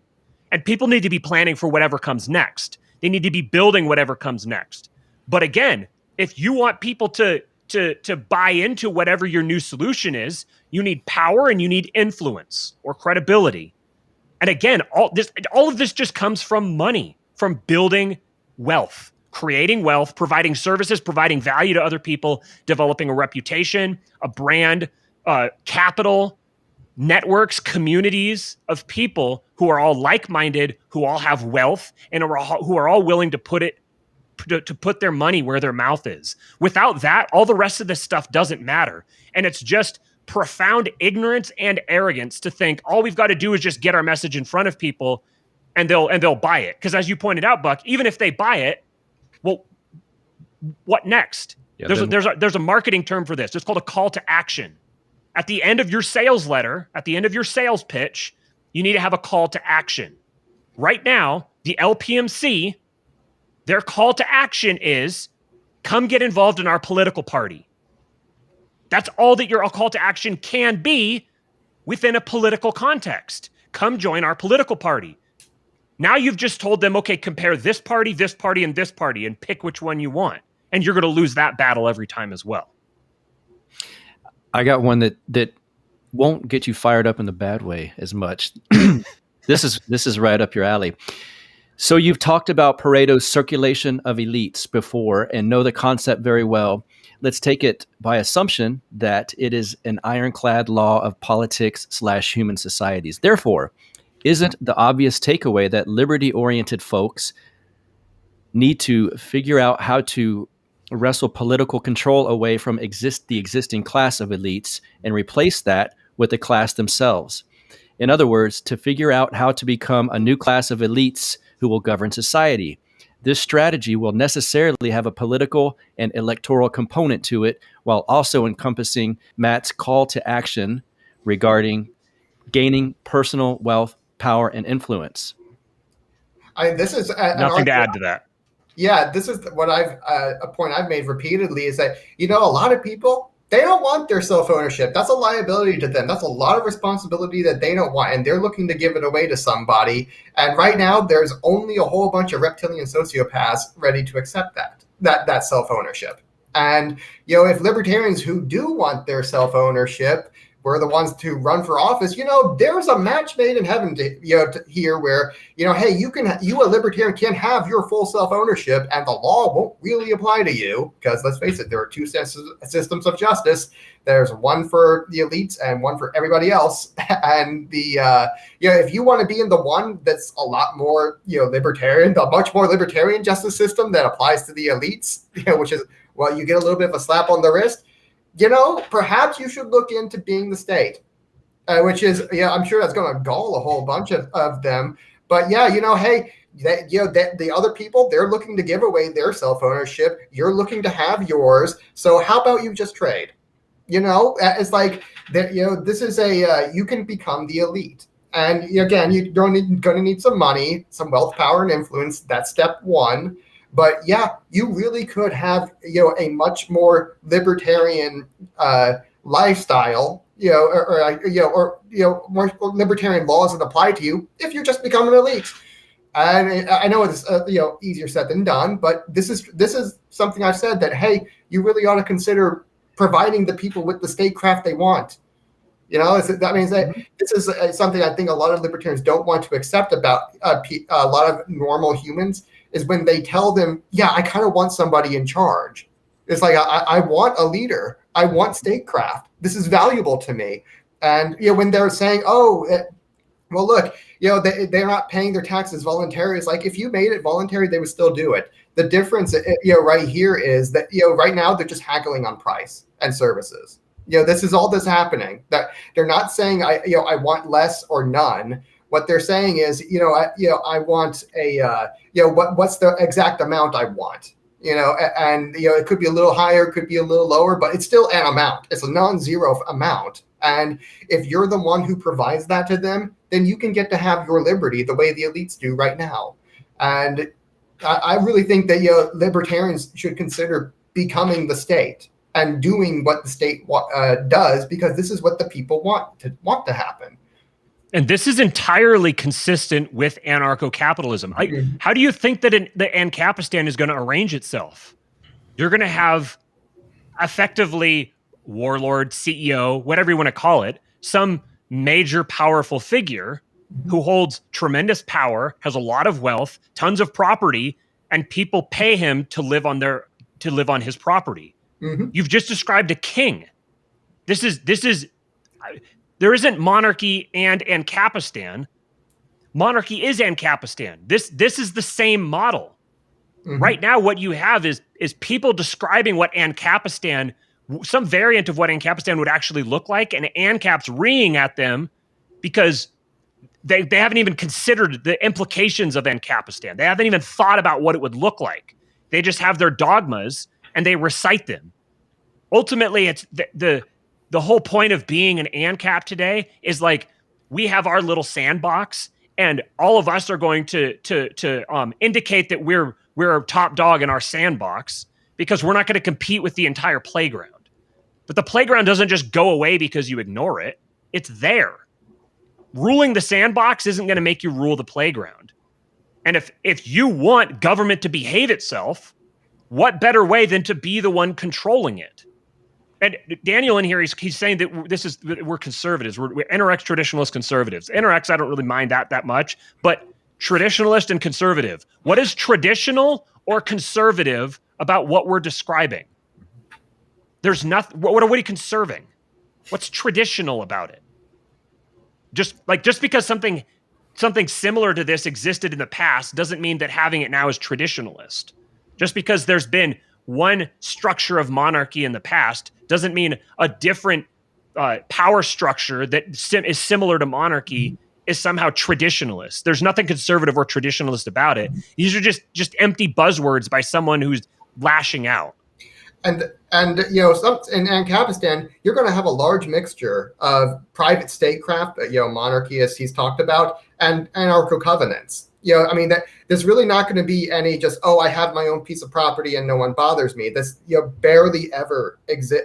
Probably won't at all, because most people have a time preference for power, and you need some sort of system that can capture that and channel it in a more productive way. And I can bring this into the present for the GOP strategy.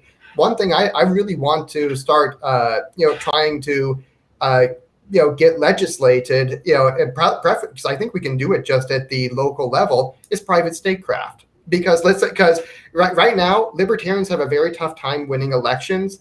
But, because right now the vote system kind of obscures a price system. It's a really bad price system. But if you think, if pretend you're a customer, what would and you're shopping for 3 different kinds of government, you have a liberal, a left-wing kind of government, a right-wing kind of government, and a libertarian kind of government. Which of these is going to win in a price system, which is very different than an electoral system? Because let's face it, let's say you have a libertarian, a right-wing, and a left-wing one. Your libertarian is going to be like, what, $1,000 a year? The right-wing one is going to be like $3,000 a year. And the left-wing one is going to be like $7,000 a year. Which one wins in that election? It's not election. Again, it's going to be the $1,000 one. It changed the game into something you can win. If you're having trouble winning elections, change the game into something that we could win a whole lot easier. Private statecraft is a much easier game for libertarian-minded people to win, because we're going to be having fewer services at a much lower price, and it's going to be a lot more. We're basically just going to be protecting your basic rights, which is what people mostly say they want. But because, again, price is an overriding factor in economics, we're the $1,000 and our opponents are like much higher than us. So I think that's a system we could much more easily win. And, and I think this is going to be one of the main strategies or things that I'm going to be pushing for in, the GOP Mises Caucus, is trying to change the system into something that libertarians can win more easily. That brings me to a question that you kind of walked right into it. Might the LP be useful if it focused less on legislative/state level executive races and were to go after races for sheriffs, DAs, judgeships, which are unopposed and nonpartisan? That strategy seems to have worked out fine for George Soros, who's been able to buy up DAs all across the country and install Marxists. For a party that stresses the importance of decentralization and nullification, the easiest way to do so would be to control a bunch of sheriff's offices across the country. I don't see why the Mises Caucus doesn't start running with that. See, positive advice for the Mecox. They can't say that y'all are nothing but haters, which we're not. We're knocking out of the park. So whoever wants to take that. Tho actually kind of talked a little bit about this on the latest Radio Rothbard. So if you want, Tho, you can take this. Majority, who the hell wants to make your sheriff someone that wants to legalize recreational heroin? I think the sheriff position is one of the most misunderstood things out there. And if you just had a concerted libertarian effort to take over these sheriffs, that would have the same impact on local law enforcement as having a nation full of great Ron DeSantis's, right? That is an area where we've seen this. The constitutional sheriff, Sheriff Mack out I think it's Arizona or something like that. We had a guy here, Nick Finch, that got in hot water because he let a guy out of jail for a stupid trumped up gun charge, right? So there's direct things that you can do with that position that has real impact on liberty. But who the hell is going to vote for a libertarian in that perspective? And that's one of the interesting things coming up, right? The left and the right are going to have a very difficult job navigating an inflationary environment because they don't have really many answers to that. But libertarians are going to have a hard time dealing with high crime rates. Think about how controversial Murray Rothbard's, take back the streets, unleash cops on real criminals and then hold them accountable if they screw up. People have been freaking out about that as some sort of tyrannical, state. Well, guess what? Thomas Sowell makes the same point about stop and frisk in New York. Funny how that happens. I'm sorry, but that's exactly why this strategy is so intellectually bankrupt. And I'm going to go back to JJ Boogie, because JJ Boogie is perhaps one of the top 0.05% of quality people in the LP, just in terms of his standing. This is an extremely successful individual. And he asked, okay, well, yeah, in the Libertarian Caucus, the Libertarian Party, there's people that hate us, but you're also going to get that in the GOP and the Democrats. And sure, the difference is you get something in return, right? You're not trying to turn the LP into something that it's not. You understand that you're trying to get a vulgar piece of political power. And so again, if that concerns you, if you don't like the idea of trying to get a lever of power, fine, go the agorist route. But guess what? Once you're in the GOP, you can start having, in circles where you bring in an agorist talking about 3D printing to avoid Biden's gun control and encryption, because if they're tapping Tucker Carlson, what do they think about you? And everyone always thinks they're more controversial than they are in those circles, right? Oh, you don't like inflation? Well, here's encryption, right? You can now use a mainstream party to push some of the most radical, practical aspects of the libertarian movement, right? And you actually deliver it, because what else did Trump do? Trump didn't simply run. His biggest thing was, hey, not only you're not gonna get tired of winning, but we're gonna win over the enemies that libertarians have. It's the Bush family, it's the Clinton family, And what you need to be doing is using the flag of Trump to attacking all the loser Republican, the worst elements of the Republican Party. Right, we were trying to get the state of Florida to take down Liz Cheney, and guess what? That's something we got that scalp, right? As an America First movement. And so created enemies lists, created a thing of all the Republicans that are awful, and then use Trump rhetoric to go after them. And you can use this against just about any institution out there, because so many of the major conservative institutions were against Trump. And so again, this is the weapon. We go with the momentum. You're not creating something from scratch. You're taking advantage of this, because again, libertarians as much as anyone should understand that value is not inherent in the object. It's in the consumer. Subjective value applies in politics as much as it does in economics. And so why are you trying to fight these battles that your average person doesn't care about when you can use the weapons they're giving you? And one quick point, the question was specifically about local races that are nonpartisan. So in other words, you're not going to have the L next to your name. So what do you need the Libertarian Party for? Mm-hmm. I'm sorry, you could just do that with a regular super PAC. You don't need a lot of local races are nonpartisan. Some judges and school boards typically are tend to have your party label on them, and in that case the L is just it's the loser L, and you're just going. It's an anvil around your neck. It does nothing but harm you. But if you're in a nonpartisan race, the L can't hurt you. That's but it can't help you. I can't help you either. You could just get a regular super PAC or the Republican Party. It's like they're the same. And to that point, this is one of the things that, again, what Yale has done is wonderful. And there's a lot of great people there, and I love the organization. And I want nothing else than for it to have even bigger impact in the future than it has in the past. What terrifies me, though, is that they're so baked on Ron Paul nostalgia that they're still having Justin Amash speak at events. They just hired an executive director from the LP. What better way of destroying a good organization than hiring an LP person to represent your organization? Because guess what? If they endorse a Republican that I'm running against, first thing I do is I'm sitting on a mailer showing Justin Amash, never Trumper, on the front. Hell yeah. I'm saying, look, this person is endorsed by libertarians, the same ones that you could throw a Tucker Carlson quote in. They are so this people are backed by our enemies, and so they're destroying the organization. Eric Brakey's campaign, the most effective mailer they used against them was what? A picture of Eric Brakey next to Justin Amash. Okay, I'm sorry if you have nostalgic feelings about Justin Amash cared more about taking some sort of moral, some self-righteous stance on Trump, believing the deep state narrative, very libertarian. He cared more about that than he did the ideology that he claims to follow. He made himself not only irrelevant, which is what he was before. Okay, he was irrelevant in Congress, had no friends outside Thomas Massey, pissed off everyone. He made himself a weapon. Okay, Rebecca Bidlack, a wonderful person, fantastic candidate, one of the best state house candidates Florida has had in years. They attacked her with a mailer with her and Justin Amash. So again, this is serious. And so we can't be gatekeeping because, oh, gosh darn, just remember we got the band back together. Oh, remember how awesome that one photo of Thomas Massey and Rand Paul and whatever I'm sorry, Rand Paul's useless to us.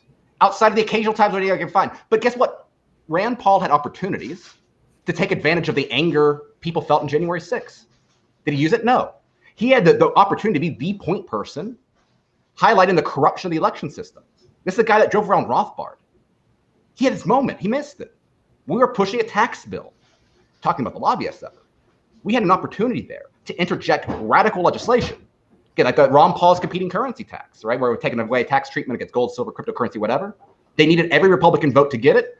Marco Rubio, he used that moment to get a child tax credit on. That was his priority. Great. He used it. Good for him. Rand Paul, nothing.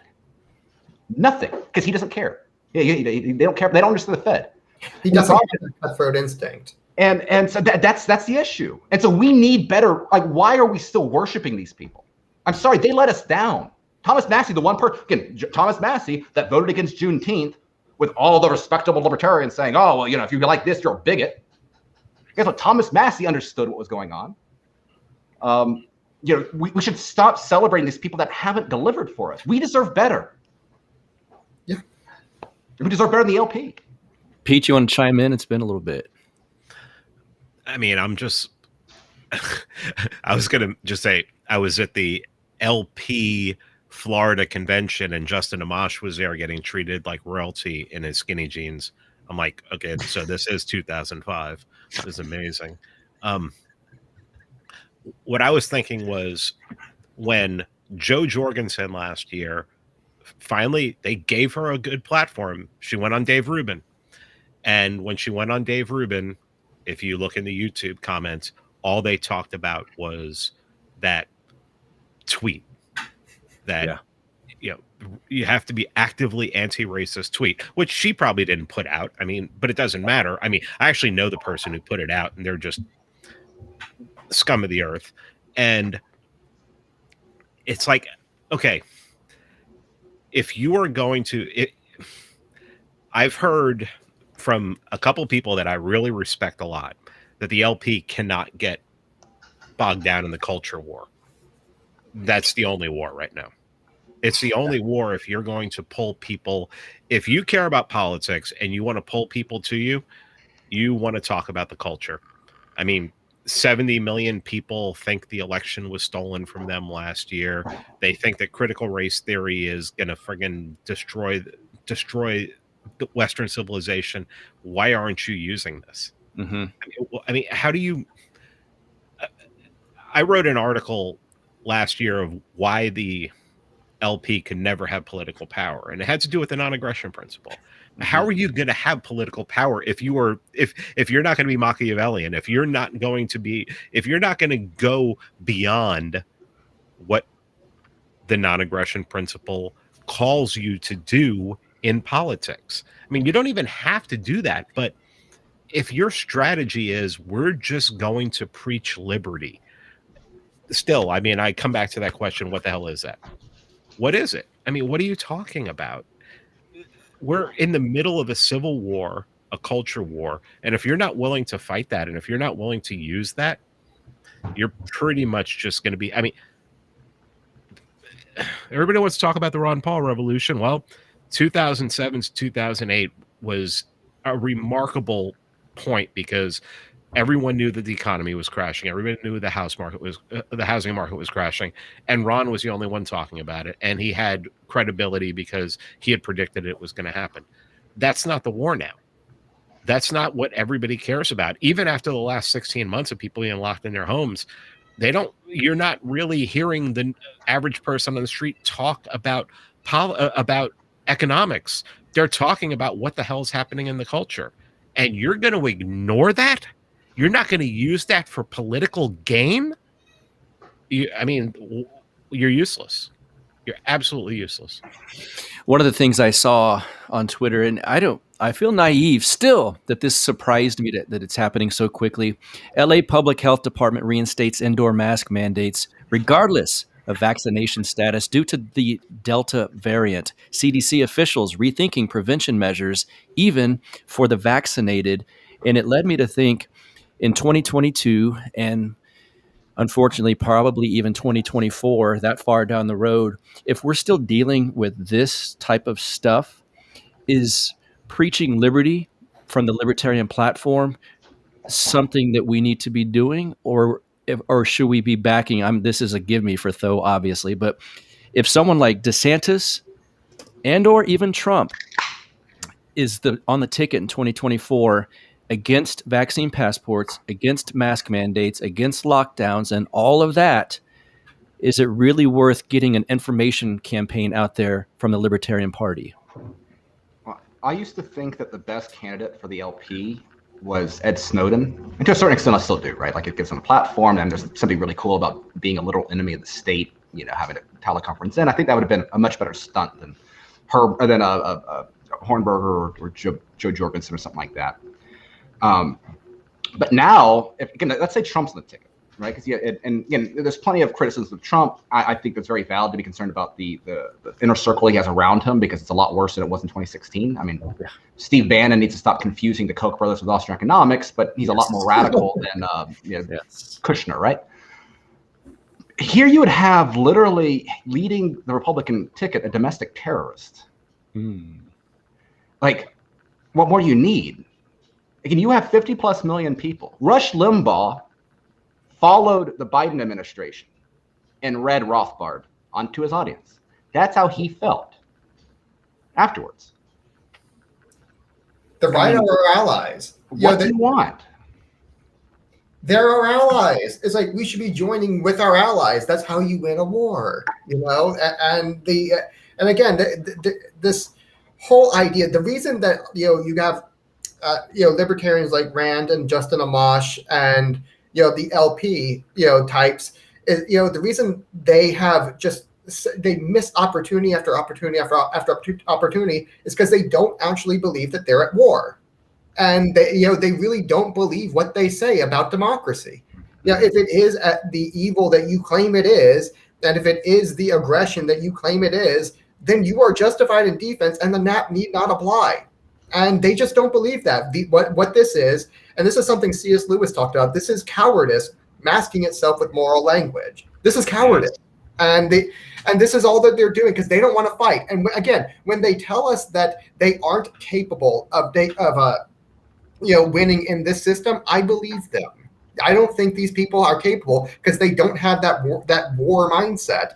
And this is something I have 3 podcasts so far on the reading from The Art of War by Sun Tzu, and and going through like libertarian strategy based upon it, and about to come out with the 4th episode with John Hartman like next week. And this is something that it's like I think everyone here at the table understands that this is war, and you need to have a warrior's mindset about this, that I'm here to crush my enemies and I'm here to reward my friends. And libertarians have no friends, and they think that their enemies are their friends. They're trying to unite with the left. It's like, how tone deaf can you be? Again, you are absolutely. Go ahead. I'm gonna start saying things I shouldn't.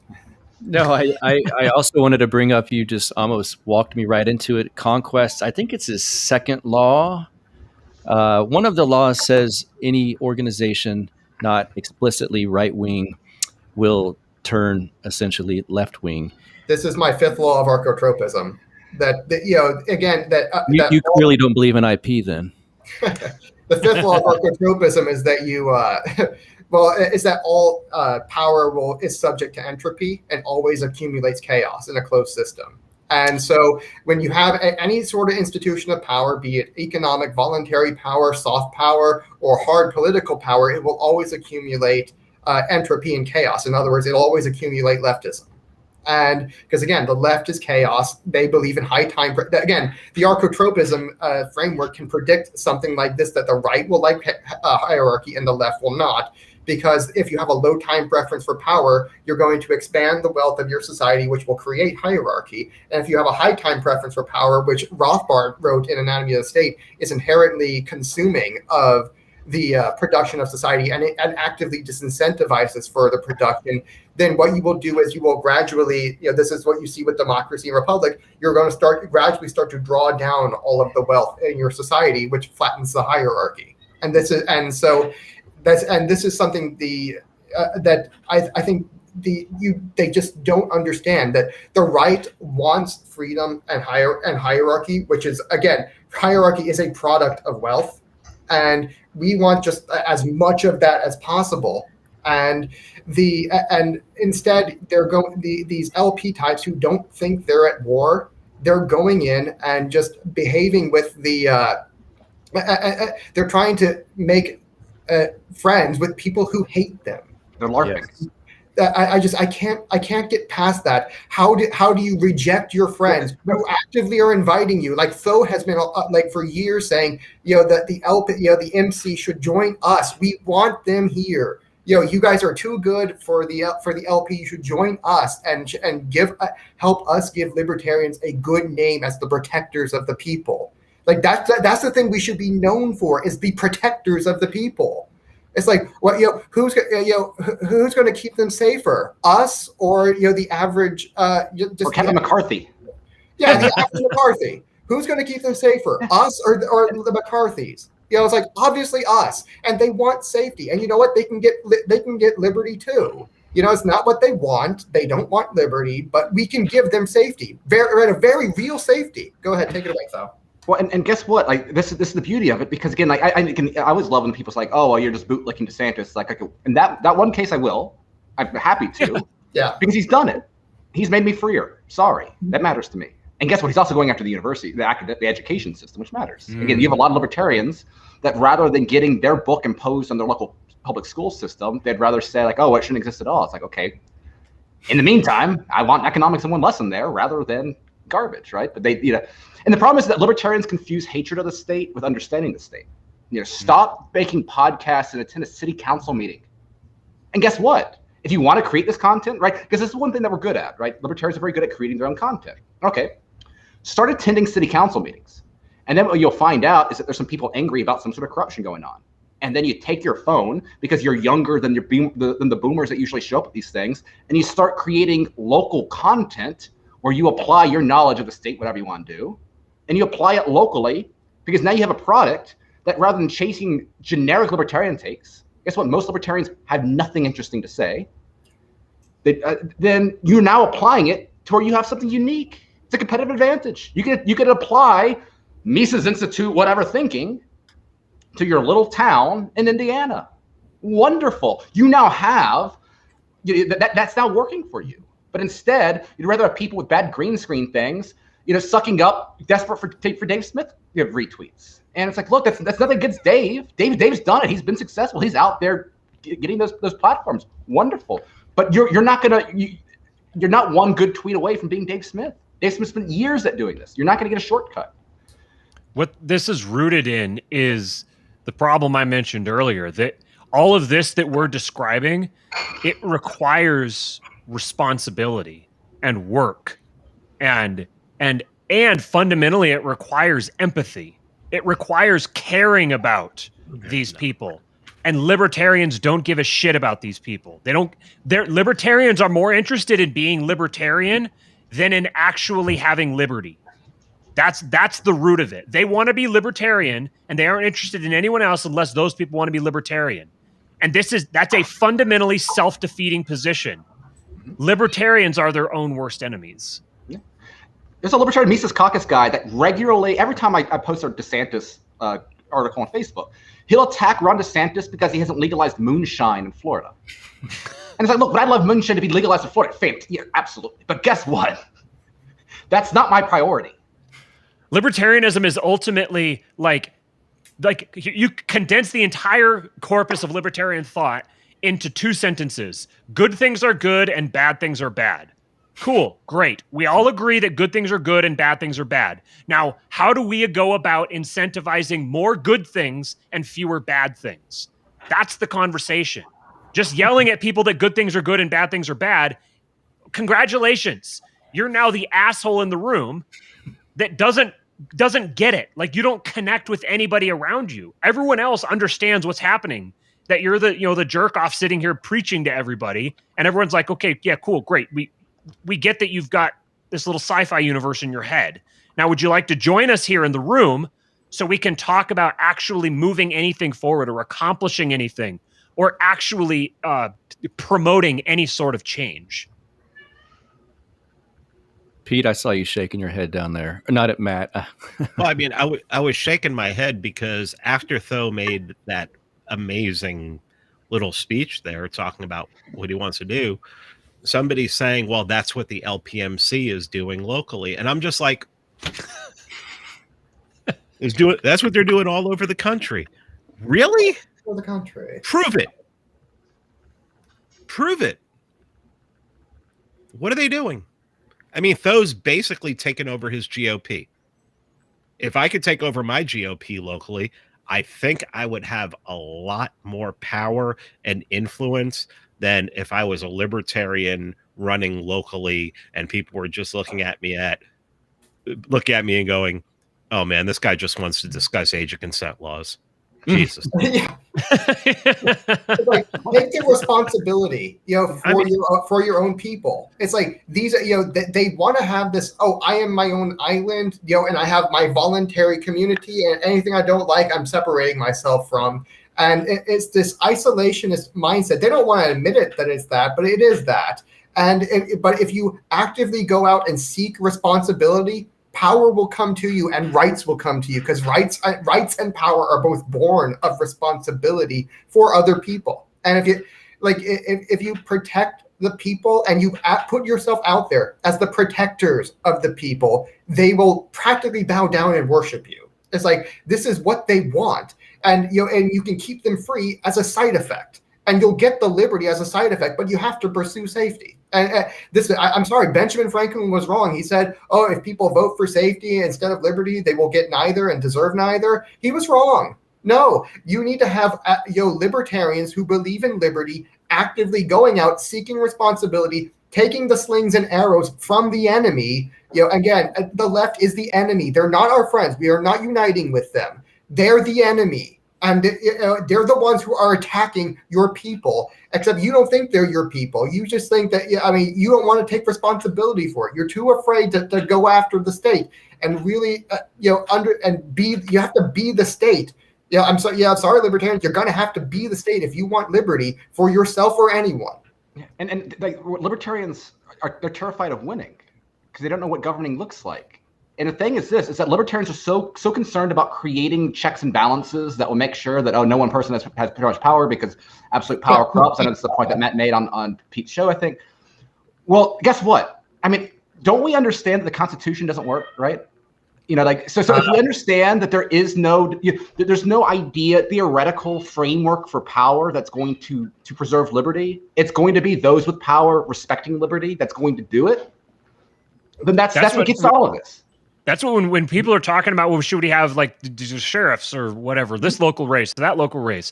I don't give a shit about what race who's running for. I care about who's paying for it. That's all that matters. The candidates don't matter. The person paying for the candidates is what matters, because the person paying for the candidates is the person who dictates the perception of the candidates. It all comes back to wealth.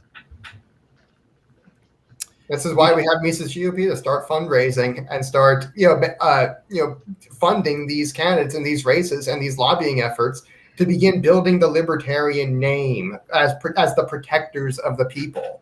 And you'll get liberty too. Just vote for us. Vote for us. We'll keep you safe, and we'll keep the lefties at bay or in jail, preferably, or not. Can you expand on that, Andrew? It's kind of a new thing. I retweeted you last night, and I had people going, wait, is this real? The Republican Party Mises Caucus. Yeah, it's a real super PAC. I filed it in January knowing that this was going to eventually come. And I saw the writing on the wall last year and started making plans. This is something that needs to happen. And so I did. And now this is what we're going to be using it for is one part lobbying and one part trying to build the name and with local elections, because that's what we can afford right now. If we get more money, we can start talking about state elections, because the federal elections are a lost cause. And if you're running as a national candidate, I'm sorry, this is a failure. This is not going to work. This is the federal government is far beyond fixing, and it's got to go. But the state elections, these are very salvageable. These are very winnable. Again, Young Americans for Liberty has already put 180 elected officials in state office, and like in state legislatures. And I'm going to let them carry on that, because they've got that covered for right now. While Mises GOP builds up its capital and its network, we're just going to be doing that mainly through lobbying and local elections. Because this is the way we actually build a reputation that will help secure liberty for ourselves and for our posterity. And and you cannot do this. You cannot give yourself credibility if you don't win. And this is the ultimate problem with the LP, is that they don't win anything. They associate their name with losing, and no one cares what losers think. It doesn't matter how good your message is if you're a loser. And conversely, it doesn't matter how bad your message is if you're a winner. It's like we've seen this for decades. Like a lot of the politicians that run, they have god awful messages, and you know what, they win, and people vote for them. People will give them power in spite of that because they're perceived as winners. Again, Trump won the primary on winning, just on the message of winning, that we don't win anything anymore, and he ran on winning. It's like I don't know what to tell you. This is the Libertarian Party just is not the way. And if the MC would join their real allies on the right who want them as allies instead of the left who hates them and thinks they're all a bunch of racists. And by the way, in the GOP, we condemn anti-racism, or so-called, because it's a fucking lie. It's a falsely named anti-racism as irrational and repugnant. So let's be clear about who your real friends are. Yeah, I just have to say real quick, Marcus in the chat said the person paying for the candidates either serves the state or gets suicided. No, the person paying for the candidates is the fucking state. Yeah. That's the point. The person paying for the candidates is the state. Yeah. No one shoots a lobbyist. I'm sorry. It's like, think about it like this. I made this point last night on Jose Gallison's show. Unfortunately. If you, but hey, how many activists have you ever seen interviews of, and how many of them ever got their way with anything? You've probably seen a lot of interviews with activists. Probably none of them ever got their way, or very, very few. How many? And then ask the same question about lobbyists. How many lobbyists have you ever seen interviews of? Very few. How many of them got their way? All of them. and it's like, just do that. And it's like, and use that function of government to help keep people safe and make their lives better. It's like, you can do lobbying for good. It's like, it's not exclusively used for evil. Again, as long as you can convince the state that it really is in their interests, to give up some power over for liberty in order to get some more later, it's like, they'll do it. And they've done that repeatedly. They do this every time we cut taxes. That every time we get a tax cut, they explicitly say this is so we can grow the economy and get more money, which is more power. It's like go ahead. The cynical comments in the thread here about the lobbyist undermines the system. It's like, well, understand, prior to the last couple of years, the most effective lobbying group in Tallahassee that did a lot of the boring stuff on licensing reform and increasing direct primary care options, the stuff that's not sexy. It's not the stuff that you're going to hear on most libertarian podcasts. It's not going to be the biggest thing on libertarian Twitter. The most effective lobbying firm was Americans for Prosperity. Now, unfortunately, the Coast got really, they got mad at the trumpeting, so I'm not sure how effective they are now. I know that they have a system that rewards sycophants over the people that actually do the work. So maybe Americans for Prosperity in Florida is not what it used to be. But this has been done. This isn't revolutionary. Like, I'm sorry, that's what happens when you're so distracted by federal politics. Mm-hmm. Things get better. Both parties only go to the state. It's like, no, if you're in Tennessee, you have seen the Republican legislature eliminate state income taxes. Yeah. Is Tennessee and narco? No, fine, it's not our, but that is a significant rollback of the state. This is a major political achievement. So again, you're getting no points from being edgy. The quality of your life is dictated by the quality of the state government within this terrible, evil American empire. But so don't take that for granted because it makes you feel cool. But of course, value is subjective. So do what you like. But I don't. Well, okay. So I've interviewed a lobbyist, and he worked for the largest lobbying firm in D.C. And it's a given. As much as government is a given at this point, it's not going away. Stop fucking living in Ancapistan in your fucking heads. If you want it, I'm fucking so sick of this. The only freedom left is in their heads. The only freedom left is in their heads. Jesus fucking Christ! All right. If you want to get something done, do it on the local level, and what Matt said, buy a fucking politician. Jesus Christ, it's not hard. I mean, come on. You just have to be willing to do it. I mean, do you really think, I mean, if you wanted to change something about education locally, how hard do you think that would be? Like, I mean, you could get a bunch of, Jesus fucking Christ. If you had a chance to get, anatomy of the state. I'm sorry for taking the Lord's name in vain. Yeah. No, it's all right. That's actually not what the scripture is about. But anyway, if you had an opportunity to get Anatomy of the State read by every 8th grader in your local middle school, and it cost you like $1,000 through a local politician, and you're telling me you wouldn't take that option, to get Anatomy of the State read by every single middle schooler? It's like, I would say, who do I write the check out to? Please. I was like, I'll write you 2 checks for that. That's something so worth it. And it's like, but you have this irrational kind of principle where you think that, oh, I'm going to be a good person, and it doesn't matter if it's a bad result. It's like you put the good, your good means are to the little, they say good means are better than bad results. So it's like, no, I say the exact opposite. I'm fine with bad means, if it gets me good results. That's not utilitarian. I'm saying one is, that ends are more important than means. And that it's not saying that ends justify means. It's saying that they're more important, and that's exactly the way I look at it. If I'm in a war, and this is war, and I have an option to, there's not, by definition, there's no moral option. So moral means are just out the window. That's just a suicide pact. And so it's like, if I'm forced to choose between ends and means, I'm going to choose ends. Because ends are more important. And again, the choice is being forced on you. And it's like you do not have the option of good means and good results. That just isn't on the table. Stop living in Ancapistan in your head.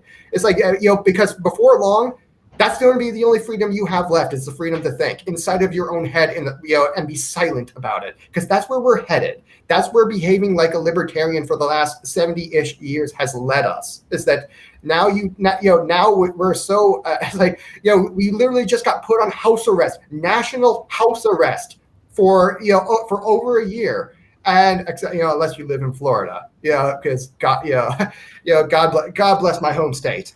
It's like you don't have the option to just be a good person and get good results. That's not one of them. So you're going to have to choose. Is being a good and moral person worth having a bad and horrible, evil society? I say no. The LP says yes. And the other option, I suppose, then is agorism. Correct? If either get in and fight this or get out. Yes. Right?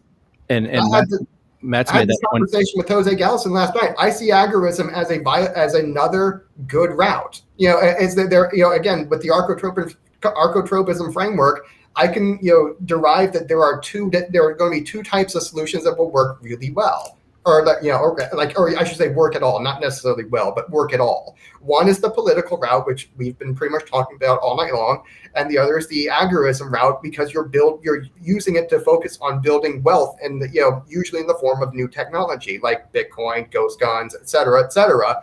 And that does take a lot of time. That takes a lot of effort. If you're spending that time on politics, then you're not going to be able to invent that kind of technology. And we do need people like that to focus all of their time and effort and money on building these new technologies that help make us free and help counter economics. And this is something I see as a very viable and good route that libertarians can take if they really are truly principled, and they just don't want to be. They can't stand the ickiness of politics. Whereas if you have someone who's a little bit more morally flexible, like me, it's like I'm far more okay with the political strategy that yes, uses aggression, and I'm fine with that, because again, they've declared war. This is, for me, from my point of view, the NAP does not apply.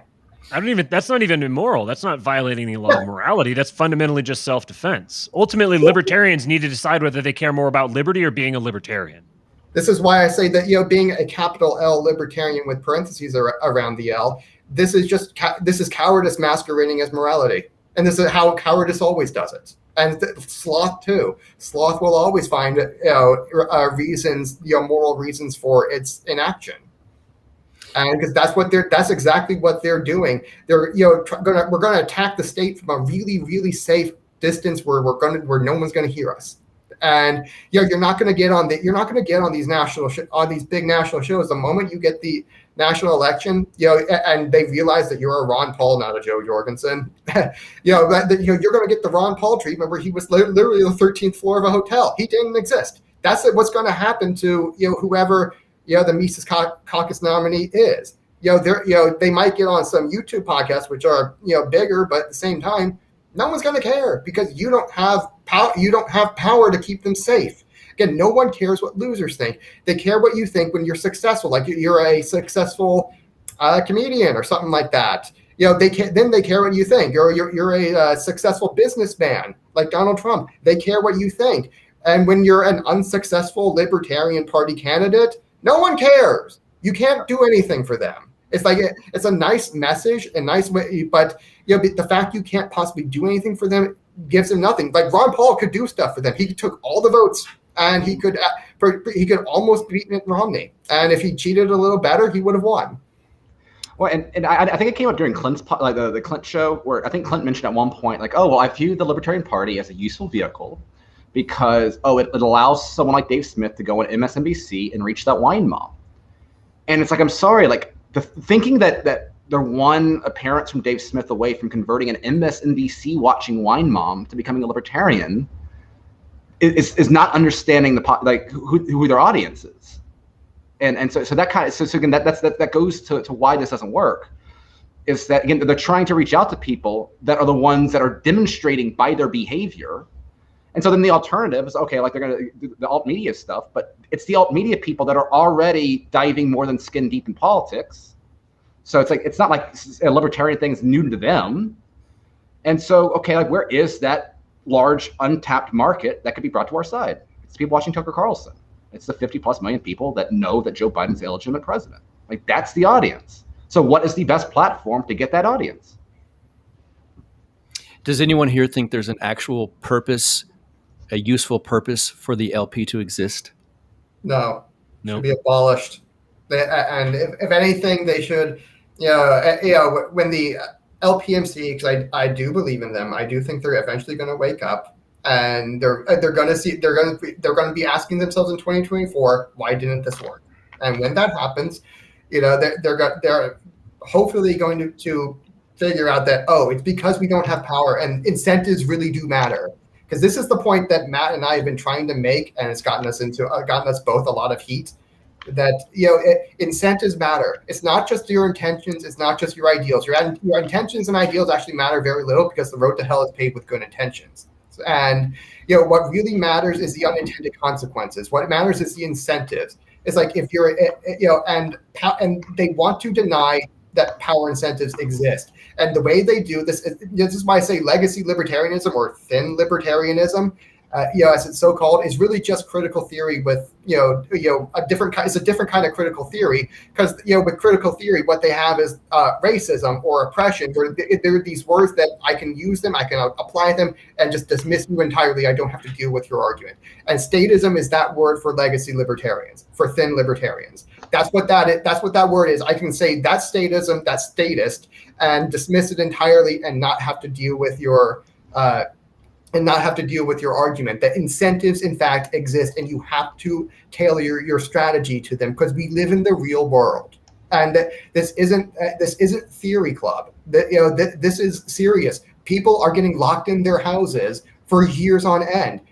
For nothing, for a virus that has a 99.999% survival rate. That's and you aren't here trying to protect them. I still can't get. Well, there's a great question here. Why stop at abolishing the LP? Aim to abolish all political parties. The difference is one can be done and one can't. Like this, the question itself answers the dynamic here. Yes. I don't even understand. Like, aim to abolish all political. What does that even mean? What does that even mean? Like, aim to abolish Congress. Like, how? What are you even saying? This is like, even saying like aim to terraform the moon at least has like, it's like, okay, well, if we're going to do that now, it's very clear that we're going to set out on this pathway there's like a very clear set of steps that we begin moving toward to try to solve that problem. But aim to abolish all political, Why not just build something else and get people to come over there? That's the whole problem with this, like have Dave get in front of these wine moms. And again, there's the assumption with that is, like you said, Tho, all they need to do is just hear the message and they're going to magically be converted.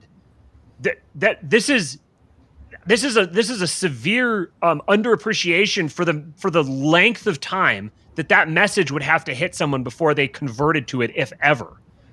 And there isn't that much time for, you're talking like decades. There's not that much time for this sort of situation. Ultimately, when you deliver that message to that wine mom like that, it's not appealing. It's a huge turnoff, because it's like, who the hell are you to say these things to me? Like, how are you offering to solve a problem for me? If you're not offering to solve a problem for me, then I don't have the time of day for you. And ultimately, libertarians are proving themselves to be, they're not pro-liberty, they're just anti-state. They've just made a negative proposition, but they haven't offered anything to fill that space. Mm-hmm. If you start building something to fill that space, then you have a call to action. Your call to action is, hey, come get involved in this thing that will solve these problems better. Here's this new technology I created. You don't need a UBI, use this thing.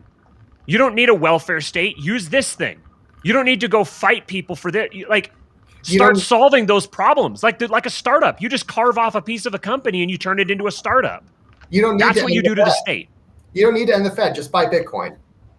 Seriously. Sure. And first of all, MSNBC wine moms are the enemy. The upper middle class liberal women are the worst people in the freaking country. I'm not sure that's who I want to be winning. That's who I want to be gone. But I was saying last June that the biggest enemy in this whole COVID thing was white women. Yes. It was white women. They kept this thing going. They're still keeping this thing, trying to keep this thing going. They would still have you wearing 3 masks. Yep. And this is to a point that Jeff has made it sometimes, is that, like, particularly for where I'm at, right? I'm in Bay County, Florida. We're most attractive real estate markets in the world right now. The question, so you have all these people moving. Now, luckily, I think COVID kind of creates its own self-filtering mechanism. But in theory, if you have 60-40 people moving here the wrong way, you very quickly can change the political dynamic of Bay County. You change the political dynamic of Bay County, you change it for the Panhandle, you change the Panhandle, you change Florida, you change whatever, right? And so the question is, how do you make this area attractive to good people, taking advantage of this voting with your feet? And how do you make it unattractive to bad people? And so one of the things that I want to see done here is to name as much stuff as possible after Donald J. Trump. Because if we have a big road that goes outside the Boomer Retirement Center branded by Jimmy Buffett, and we're bringing in 100,000 people to that, it's going to be the next Villages. This is a plan on the books. I want them to have to drive on Donald J. Trump Street before they go look at these spec houses. Mm-hmm. And guess what? If that's me celebrating, that evil state is Donald Trump, fine with that. Because guess what? That's going to bring the right people that are going to have a lot more in common with me politically than MSNBC wine moms. And so, this is the way we actually do this. Again, take this stuff seriously. And the fun thing is this: most people in politics aren't creative. That they're doing it. The people that are the political operatives that you deal with, the statewide party, the higher up in politics you're dealing with more and more mediocre people. Some exceptions, but for the most part, this is true. And so if you're creative and you actually have a why, you're not here just because you think politics is cool and it's an easy way to gain social standing without marketable skills. You actually have a why. Then you learn the game, you see what dials you can push, you see the cheat codes. Then you're gonna have a lot of fun because no one else is doing this, right? Like this is fun, and we should be having fun. Because if we're arguing with each other, we're having these stupid long Twitter, we're missing out. Like there was no greater sign of rebellion this past year than having fun, and so embrace it. Go to a parade. Should the LP exist in your mind, though? No, of course not. No, I'm not. In fact, like a Mises Caucus strategy, that'd be a lot more interesting in the Constitution Party than I don't think the Constitution Party has much merit either. But literally, if your goal is to attract non-libertarians to join your political cause, literally the least useful approach is to create an organization called the Libertarian Party. Yeah. You don't need to attract libertarians. You're libertarian, right? So call it anything else. Call it the anti-rate. That's why. If you're a left-wing libertarian, start the Social Justice Party, and just do left libertarian stuff there. That's fine. Go for it. Have Auntie Greg as your chairman. This is great. Just the last thing you want to do is have a libertarian party. Literally the worst idea possible. Pete? Yeah, I don't see how it's useful at this point. I don't think the Constitution Party is useful at this point. I mean, I honestly think, and I believe this, I think that the GOP is a standing army without a leader at this point. Their leader is in Mar-a-Lago, but he's not. I mean, he wrote a pretty good letter today that I thought was really hilarious, but they're waiting for someone to step forward. They're waiting for ideas. They're waiting for somebody to come forward, and maybe it's Matt Gaetz. Is that how it's pronounced, though? Gaetz. Sorry. You know, I mean, I like what's her name here in Georgia. I mean, she's an insane psychopath, and I friggin' love her to death, because she upsets the people that I hate and I want to see gone. Yes. I mean, and that's what it is. That's what it is at this point, is that we're in a culture war. There are people in this culture that would like to see the five of us dead and lined up against a wall and dead. And until people accept that fact, they are not going to understand that if you are going to choose to play this political game, you want to have the most power possible. And that's not the Libertarian Party. Well, yeah, again, weakness invites aggression. This is one of those perverse incentives of reality that libertarians don't like to deal with. And I know because I got called a statist many, many times yesterday, defending that idea that incentives matter and weakness does invite aggression. And if you're making yourself powerless and weak, like you're asking for a tyrant from the state to come and get you and come take your stuff, because this is what reptiles do. Again, you don't I show my Florida boy here. You don't feed the alligators, because then they lose their fear of humans and then they'll eat you. It's like, you can say, well, I just want to feed the gators. I love the gators. It's like, well, I mean, they have their way of thinking, and if you do that, you are tacitly consenting to getting eaten or somebody else eaten, because the gator isn't going to fear them. And yes, I am comparing the state to reptiles. Shocker. To large, aggressive, predatory reptiles, and because this is what they are. And you can't. I mean, you don't blame a tiger for its stripes. We know what the state is. This thing is a mafia pretending it's a human rights organization. So you know what? Libertarians need to start acting like gangsters. All right, that's in Minecraft. Right, of course. That's a good note. I've kept you guys so long. This has been over 2 hours. It's gone fast because I love this. I want to give you each the floor here to say anything you like as we close, and we can start with you, Tho.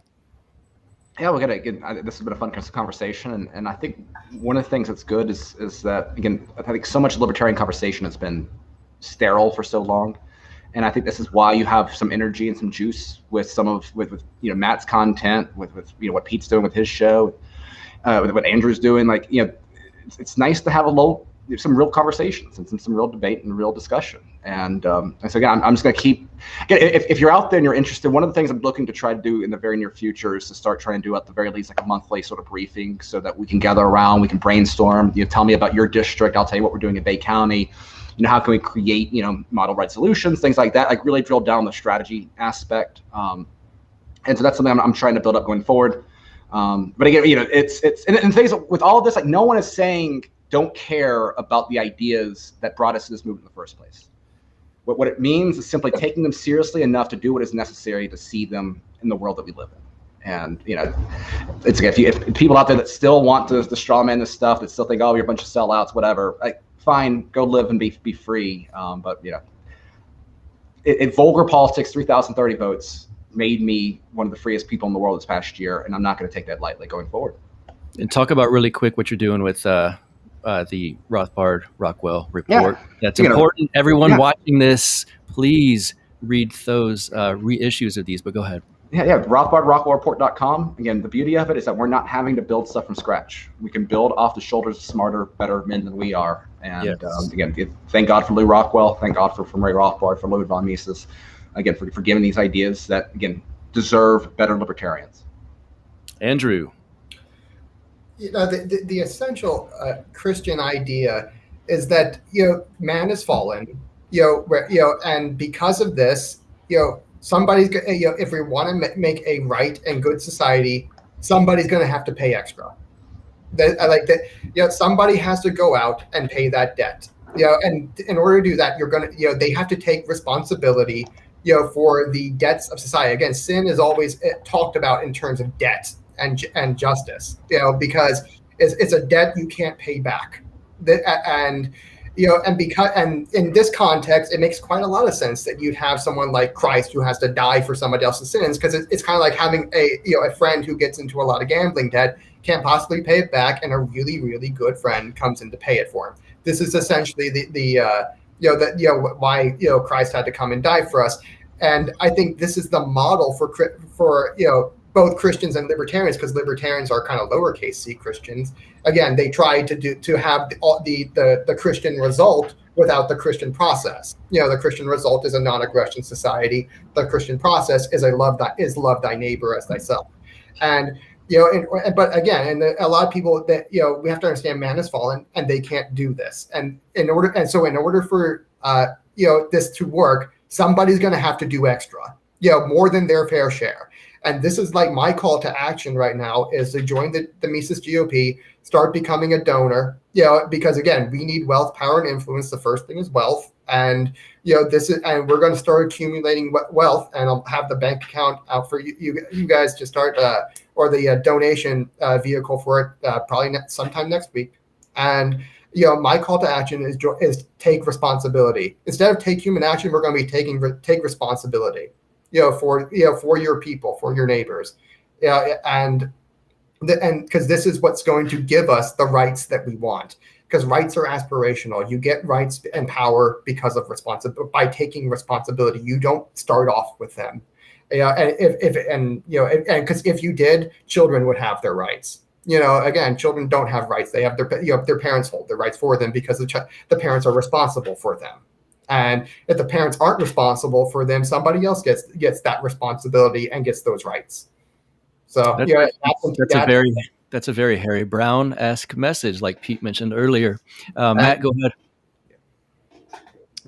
One thing, just real quick, to kind of tie up a loose end we were discussing earlier. Robert Conquest's third law is: the simplest way to explain the behavior of any bureaucratic organization is to assume that it is controlled by a cabal of its enemies.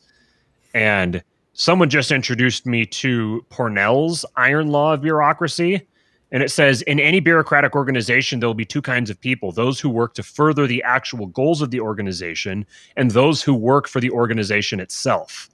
Examples in education would be teachers who work and sacrifice to teach children versus union representatives who work to protect any teacher, including the most incompetent. The Iron Law states that in all cases, the second type of person, the one who's working for the institution and not the institution's goals, in all cases, that person will always gain control of the organization and will always write the rules under which the organization functions.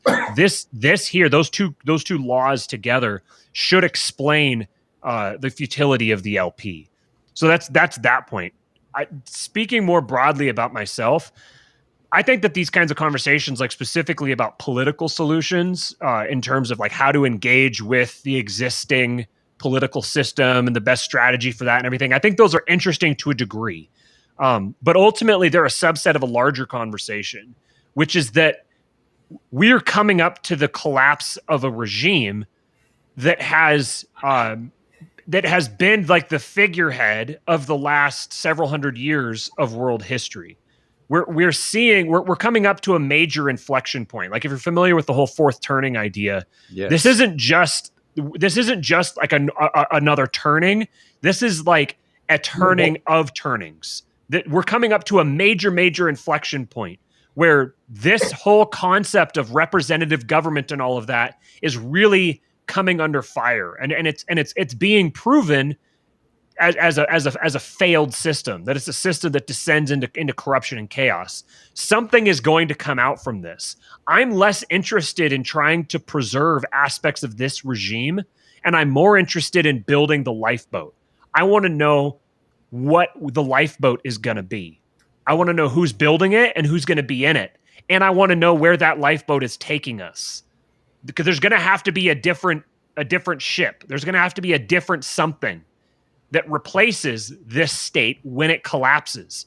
And if your goal is just go convince people about libertarianism, you're just creating slaves in whatever the future system is. Because people who aren't personally invested in creating the next system will have the next system imposed upon them. So that's where my interest lies. My interest is much more long-term. Part of the problem with dealing with political stuff like this is that it gets people thinking like right here, right in front of their faces. You hear this in LPMC people. Now they're talking about like what's going to happen next week, or what this next. Their time horizons have gotten so much shorter.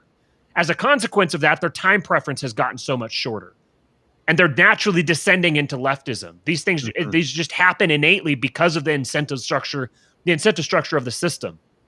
So, I want to find people with low time preference. I want to find people with long time horizons who are interested in engineering and building and trying to build the ark, creating the ark for when the flood comes, because there's going to be a flood.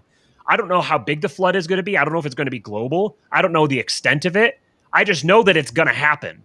And I'd rather be affiliated with people who are looking into the future than people who are just trying to rearrange the deck chairs on the Titanic. And ultimately, that's what I see the vast majority of political conversations as. When we see something like Tho, what he's working on, he's creating stability within the system so that when the collapse happens, it won't be as traumatic to people within those local regions. That he's creating order. Order is not a static thing. People have this idea of there's like absolute order is complete rigidity, and then chaos is like total flexibility. That is completely incoherent. To have something be orderly, it has to be flexible. It has to be dynamic. It has to be able to adapt. Order is an emergent adaptive process. You don't need a little bit of chaos. You just need order. And order is fundamentally an engineering problem. It's a matter of structuring incentives and baking them into the system so that people who participate in the system are incentivized to promote the good of everyone else who's participating in the system. This is the way that you achieve liberty. If it's to be accomplished in this life, this is the way that you achieve it.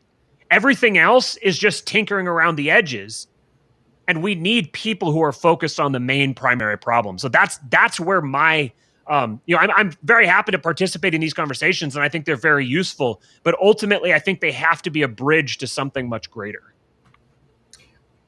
The ark is private statecraft. Pete, you're yeah. Sorry, my screen froze up right there at the end, right as Neocon Remover comes in here, of course. Pete, go ahead. Bert screws everything. Bert always screws everything up.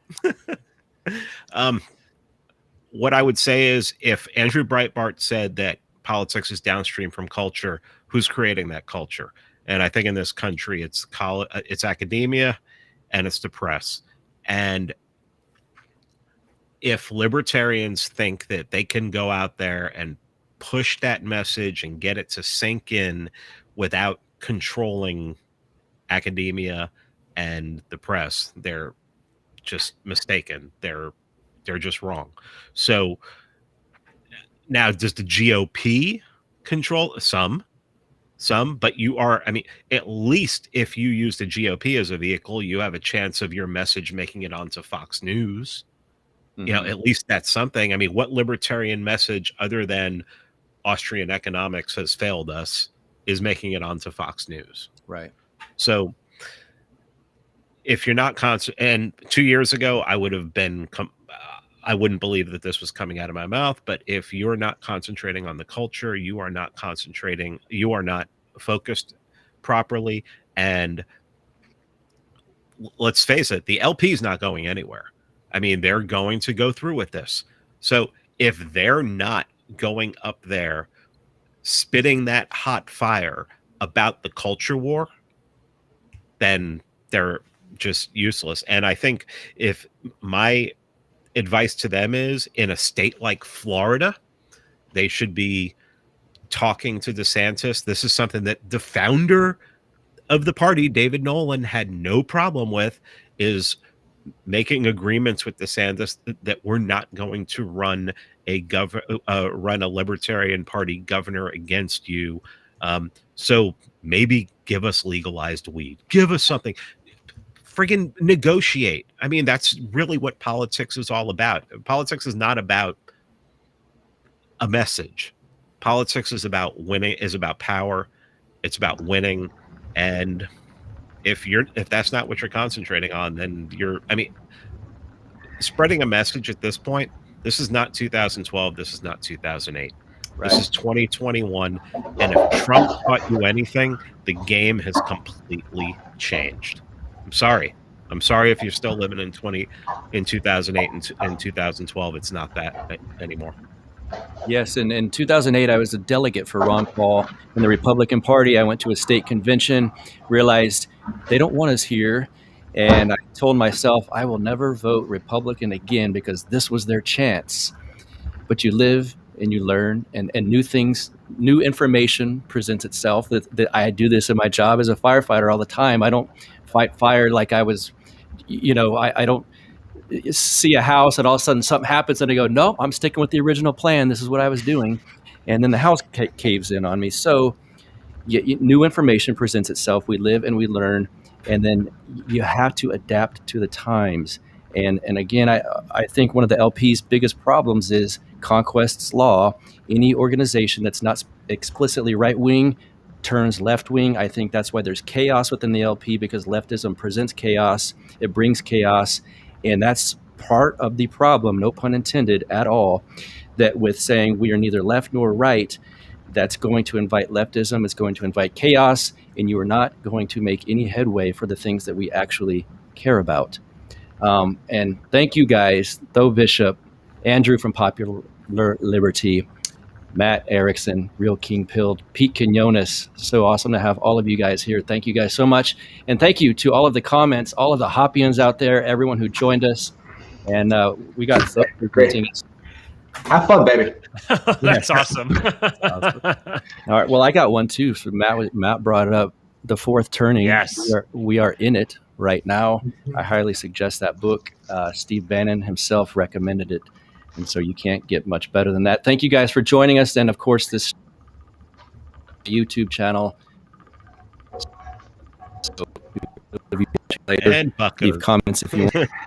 Instagram, Boomer, Twitter @BuckRebel, and we will see you guys later. Thank you all. Thank you for having me, Buck. Yeah, thank hold you, on. Buck. You guys can stick around for just a sec.